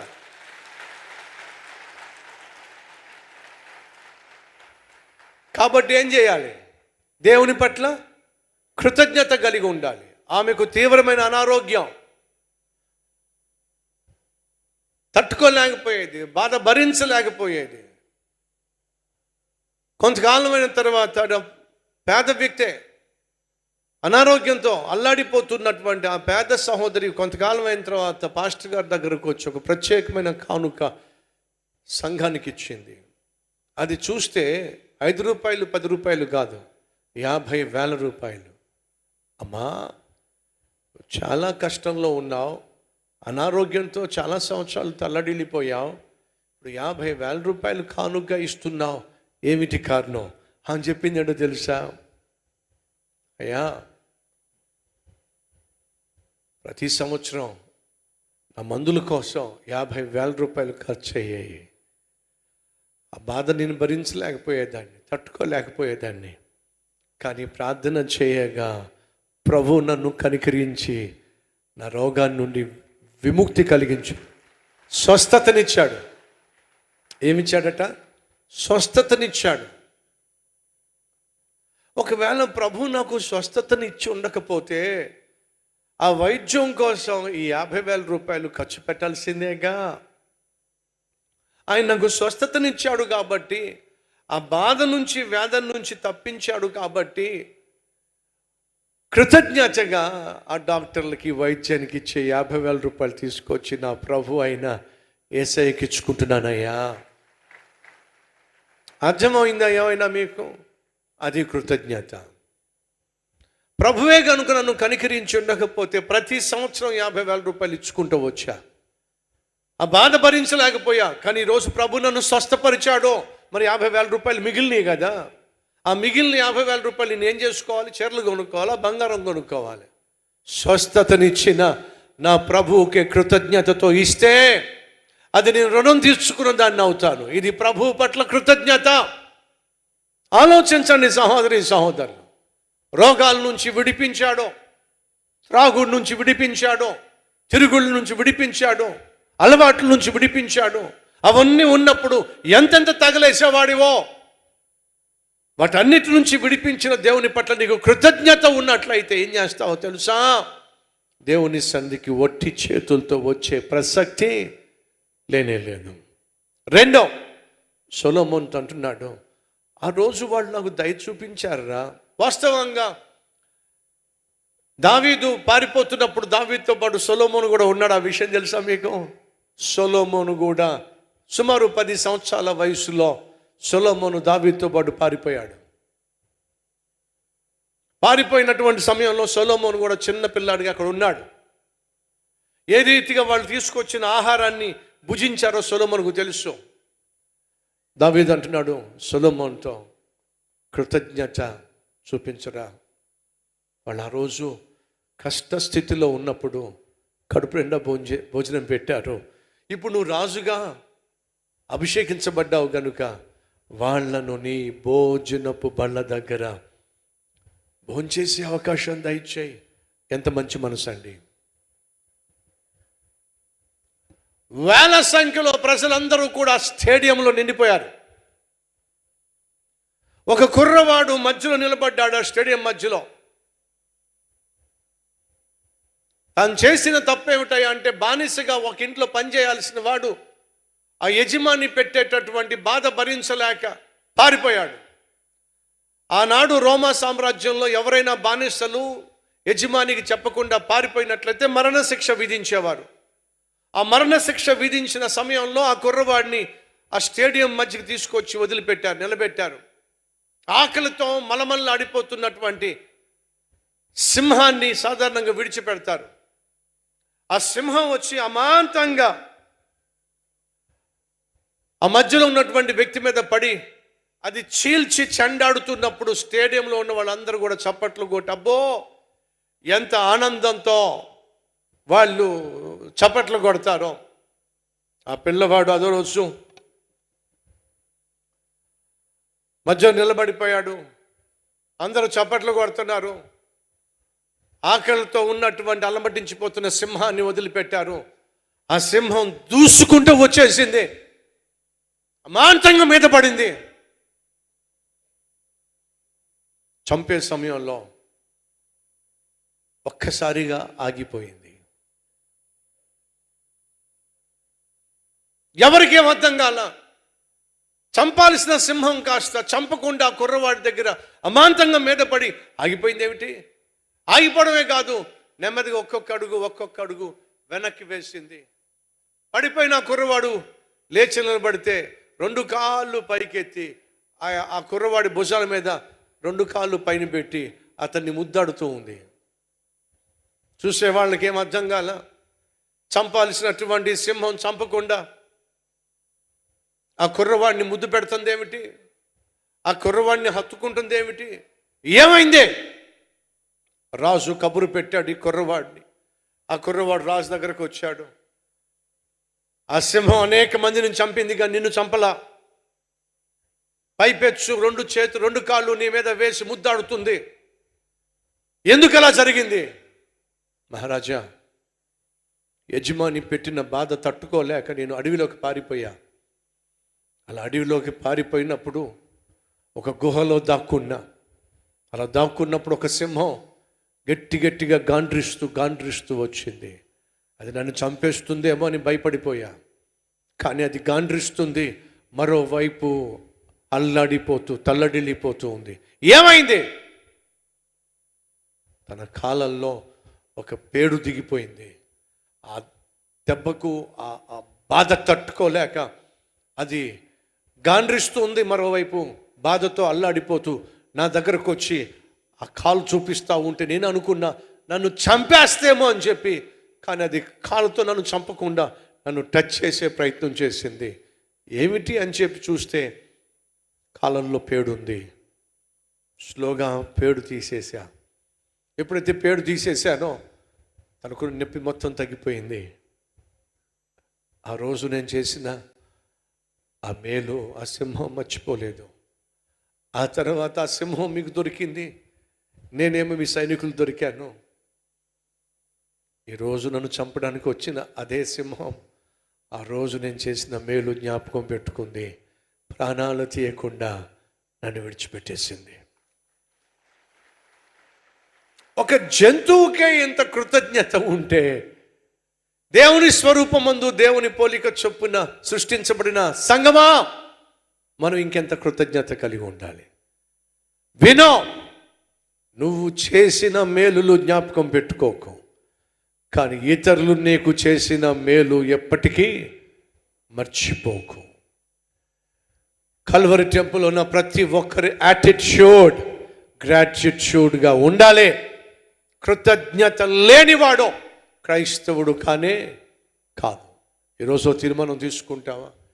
నా జీవితంలో ఎవరెవరైతే నాకు సహాయం చేశారో, ఎవరెవరైతే నాకు అండగా నిలబడ్డారో, ఎవరెవరైతే నా జీవిత ప్రయాణంలో ఏదో ఒక సమయంలో నాకు తోడుగా నిలిచారో, చేయూతనిచ్చారో, వారిని మర్చిపోను, వారి పట్ల కృతజ్ఞత కలిగి ఉంటాను అనే తీర్మానం తీసుకుంటే ఎంత బాగుంటుంది. నా జీవితంలో దేవుడు నన్ను బహుగా దీవించిన తరువాత నేను చేసిన మొట్టమొదటి పని ఏంటో తెలుసా? ఎవరెవరైతే నా జీవితంలో ఏదో ఒక సమయంలో ఈ ఆత్మీయ యాత్రలో నాకు తోడుగా నిలబడిన, అండగా నిలబడిన, సేవలో సహాయపడిన, చేయూతనిచ్చిన ఏ ఒక్కరిని మర్చిపోలా. ప్రతి ఒక్కరిని సేవాభారం బాగా పెరిగిపోయి ఉన్నత స్థితికి చేరిపోయినా సరే వాళ్ళందరినీ జ్ఞాపకం పెట్టుకున్నా, వాళ్ళందరితో ఈరోజు కూడా కృతజ్ఞత కలిగి పిలిచి మరీ భోజనం పెట్టి వారితో అదే సత్సంబంధాన్ని కొనసాగిస్తూ ఉన్నాం. కారణం తెలుసా? కృతజ్ఞత అనేది మన నరనరాల్లో జీర్ణించుకుపోవలసిన ఓ అద్భుతమైన క్రీస్తు లక్షణం. ప్రార్థన. ప్రతి ఒక్కరు ప్రార్థనలో ఏకీవించండి. సహోదరి సహోదరులు, దావీదు తన కుమారునికి ఇచ్చినటువంటి చివరి మాటలు దేవుని పట్ల విధేయత, దుష్టుల పట్ల జాగ్రత్త, దయతల్లచ్చని వారి పట్ల కృతజ్ఞత. మర్చిపోద్దయ్యా, ఎంత అద్భుతమైన సలహా అండి. Be faithful, be careful, be thankful. అద్భుతం. ఈ సందేశం ద్వారా దేవుడు మాతో మాట్లాడాడు అన్నవారుంటే మీ హస్తాన్ని ప్రభువు చూపిస్తారా? మహాపరిశుద్ధుడు అయిన ప్రేమ కలిగిన తండ్రి, సూటిగా స్పష్టంగా మాతో మాట్లాడినందుకు వందనాలు నాయన. దావీదుకు తెలుసు తను ఎక్కడికి వెళ్తున్నాడో. అలాగే మేము మరణించే రోజు వచ్చినప్పుడు మాకు తెలియాలి, మేము ఖచ్చితంగా నీ రాజ్యానికి వస్తామని, నీతోనే ఉంటామనే నిర్దిష్టమైనటువంటి నమ్మకం కలిగి మేము జీవించలాగిన సహాయం చేయండి. వెత్తబడి నీ వాక్యాన్ని ప్రతి హృదయంలో ఫలింపచేయండి అయ్యా. నీ పట్ల విధేయత, దుష్టుల పట్ల జాగ్రత్త, దయ చూపించిన వారి పట్ల కృతజ్ఞత మా జీవితంలో ఎన్నడూ నాయన ఈ హెచ్చరికలు మర్చిపోకుండా వాక్యానుసారంగా జీవించి నిన్ను సేవించే భాగ్యము దయచేయమని యేసుక్రీస్తు నామం పేరట వేడుకుంటున్నాం తండ్రి. ఆమెన్.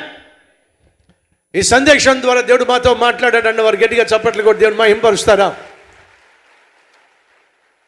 కృతజ్ఞత కలిగిన వారు మీ చేతుల్లోని కృతజ్ఞత కానుక తీసుకోండి. దేవుడు మీకు జీతం ఇచ్చాడా? అయితే కృతజ్ఞత కలిగి దశమ భాగాన్ని ఇచ్చే ప్రయత్నం చేయండి. దశమ భాగము దేవుని యొక్క కానుక. అది మనం ఖర్చు పెట్టడానికి, అట్టి పెట్టడానికి వీల్లేదు. అది దేవునికే ఇవ్వాలి. దాచిపెట్టుకున్నా, ఖర్చు పెట్టుకున్నా నష్టపోతాం. కాబట్టి సంగమా, కవర్ అడిగి మరి తీసుకోండి. కవర్లో మీ దశమ భాగం పెట్టి ఇవ్వండి. దేవుడు మిమ్మల్ని బహుగా దీవించులాగున్నా. మళ్ళా చెప్తున్నా, మన కల్వరి టెంపుల్లో 10 మందిలో దశమ భాగం ఇచ్చేవాళ్ళు కేవలం 1 లేక 2 మాత్రమే. మిగతా 8 మంది, కొన్నిసార్లు 9 మంది దశమ భాగాన్ని ఇవ్వలేకపోతున్నారు. ఫలితంగా ఎంతో నష్టపోతున్నారు. అలా కాకుండా ఇచ్చి చూడండి, దేవుని దీవెనలు పొందుకోండి. రండి, మీ చేతుల్లో కానుక ప్రతి ఒక్కరు పైకెత్తి పట్టుకుంటారా? పరిశుద్ధుడైన తండ్రి, ప్రేమతో కృతజ్ఞతతో నీ బిడ్డలు ఇస్తున్న కానుకను స్వీకరించి నూరంతలుగా దీవించమని యేసయ్య పేరట వేడుకుంటున్నాం తండ్రి. ఆమెన్. రైట్ ఫ్రెండ్స్, మీ కానుకిస్తున్న సమయంలో QR కోడ్ చూపిస్తున్నారు. ఫోన్పే ద్వారా, గూగుల్ పే ద్వారా కూడా మీ కానుక చెల్లించవచ్చు. మీ ఫోన్స్ ఆన్ చేయండి, కానుకను మీరు ఇచ్చే ప్రయత్నం చేయాల్సిందిగా కోరుతూ ఉన్నాను. ఈరోజు నేను ఏ సందేశం అయితే అందించానో అదే సందేశాన్ని మరోవైపు ఓ చక్కని ఫిల్మ్, ఓ చక్కని షార్ట్ ఫిల్మ్ తీయించి మీ ముందుకు తీసుకొచ్చాను కదా. ఎంతమందికి ఇది బహు అద్భుతంగా ఉందన్న వారు చూపిస్తారా? ఎప్పుడైనా చూసారా? ఎలా ఏ సందేశాన్ని అయితే మీకు ఇస్తున్నానో అదే సందేశాల్లో మిమ్మల్ని తీసుకెళ్తున్నాను. 3000 సంవత్సరాల క్రితం ఏం జరిగిందో మీ ముందుకు తీసుకొస్తున్నాను.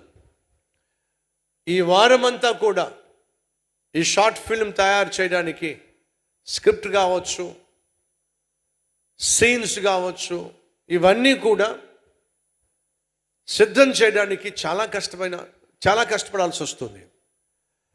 నా ఫ్రెండ్ బ్రదర్ అశ్విన్ తన టీం అంతా కూడా రేమగలు కష్టపడడం వల్ల ఇది సాధ్యమవుతుంది. రాత్రి 2.5 గంటల సేపు 2:30 వరకు ఈ వీడియో గురించి తర్జన భర్జన అవుతూనే దానికోసం ఎదురు చూస్తూనే ఉన్నాం.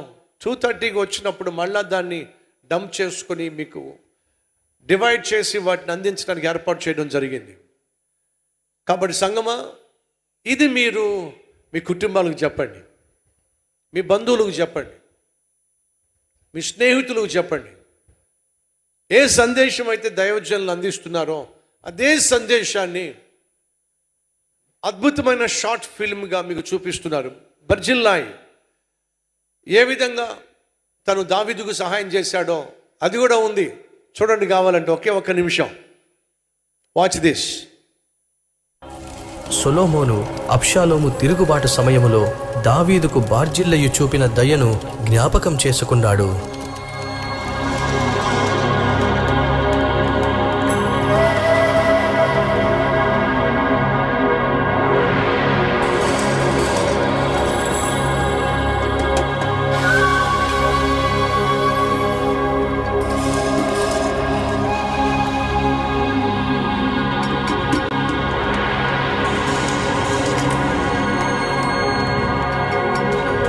దావీదు అరణ్యంలో ఉన్నప్పుడు సహాయం చేశాడు. సొలొమోను తన తండ్రి ఆజ్ఞను నెరవేర్చుతూ బార్జిల్లయి కుమారులను ఘనపరిచాడు. ఇది నమ్మకము మరియు న్యాయం కలిసి నడుస్తాయనడానికి గుర్తుగా నిలిచింది. వాళ్ళందరినీ పిలిపించాడు, వాళ్ళందరినీ హత్తుకున్నాడు. నేను మీకు తోడై ఉన్నానని చెప్పి భరోసా ఇచ్చాడు. కృతజ్ఞత. సహోదరి సహోదరులు, కృతజ్ఞత అనేది దావీదు తన కుమారుడు నేర్పించిన ఒక అద్భుతమైన పాఠం.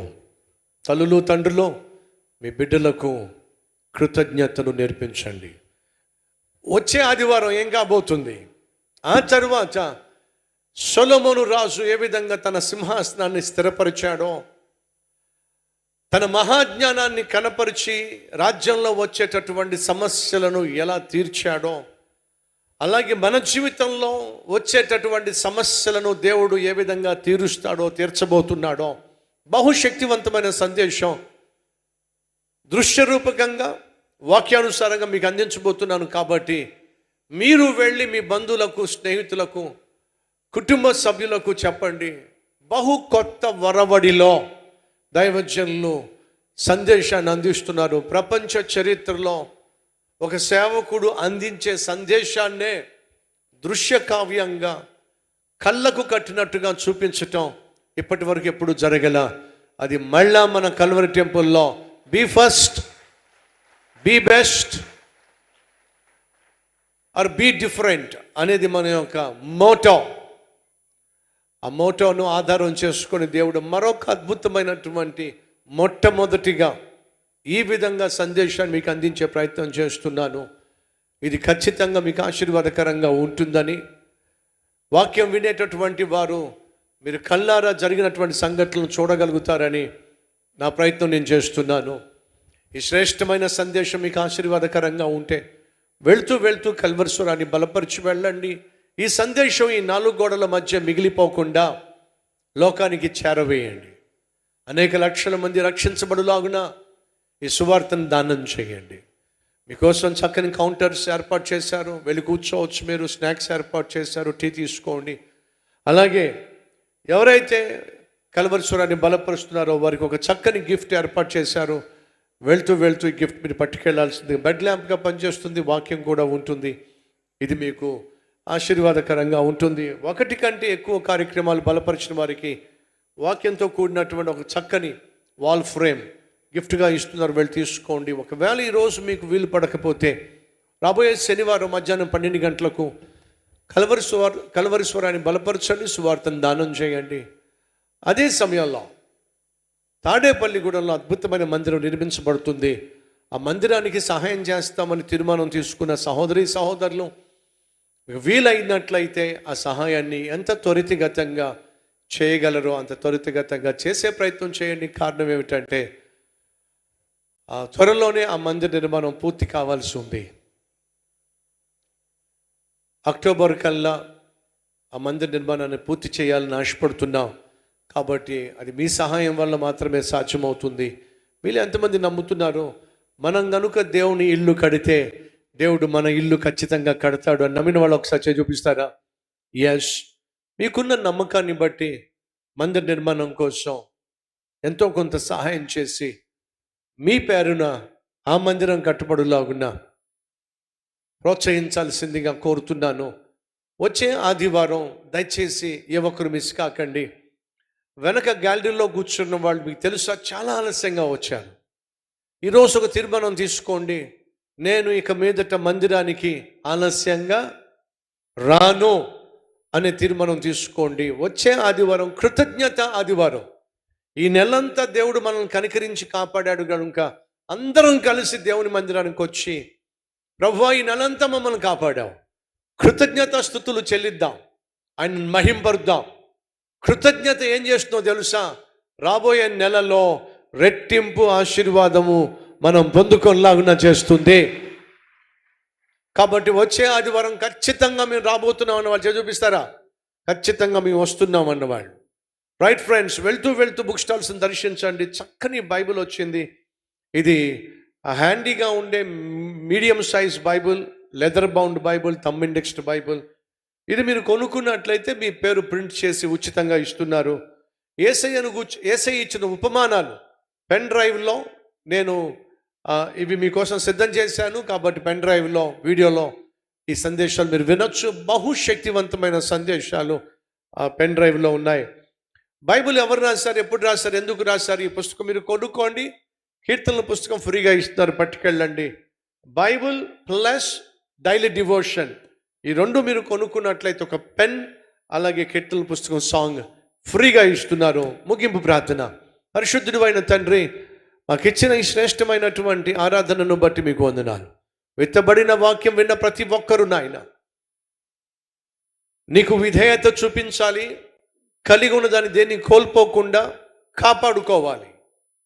మా సంఘానికి వచ్చిన ప్రతి ఒక్కరిని ప్రభువా మేము ప్రేమించాలి, వారిని పోగొట్టుకోకుండా ఆ ప్రేమను పంచాలి. మాకు చుట్టూ దుష్టులు ఉన్నారు, సైతాను తీసుకొచ్చే దుష్కార్యాలను మేము జయించాలి, వాటిని మేము విడిచిపెట్టాలి. పొందుకున్న మేలుకు నీ పట్ల కృతజ్ఞత కలిగి జీవించాలి. మేలు చేసిన వారిని మర్చిపోకుండా వారికి నాయన అండగా నిలబడాలి.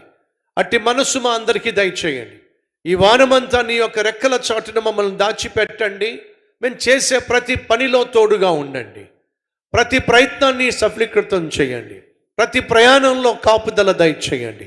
మాకు, మా సంఘానికి, సంఘ సభ్యులకు వ్యతిరేకంగా సైతాను తలపెట్టే ఏ ఆలోచన వర్ధిల్లకుండా నీకే మహిమ, ఘనత, ప్రభావములు తెచ్చుకోమని యేసునామం పేరట వేడుకుంటున్నాం తండ్రి. ఆమేన్. తండ్రి, కుమార, పరిశుద్ధాత్మ త్రియేక దేవుని దీవెన సదాకాలం మీ అందరికీ తోడే ఉండును గాక. ఆమేన్. క్షేమంగా వెళ్ళండి. ఫస్ట్ టైం ఎవరైనా వచ్చారా? వెళ్ళిపోకండి. వెనకున్న హాల్లోకి వచ్చి కూర్చోండి. మీకోసం స్నాక్స్ ఏర్పాటు చేసాం, టీ ఏర్పాటు చేసాం. స్నాక్స్ అండ్ టీ తీసుకుని వెళ్ళాల్సిందిగా కోరుతున్నాను. కొంచెం ఆలస్యమైంది, మన్నించండి. వచ్చే ఆదివారం సమయానికే ముగిస్తాను. పెద్దల కడే వచ్చేయాల్సిందిగా కోరుతున్నాను. Thank you friends, and God bless you all.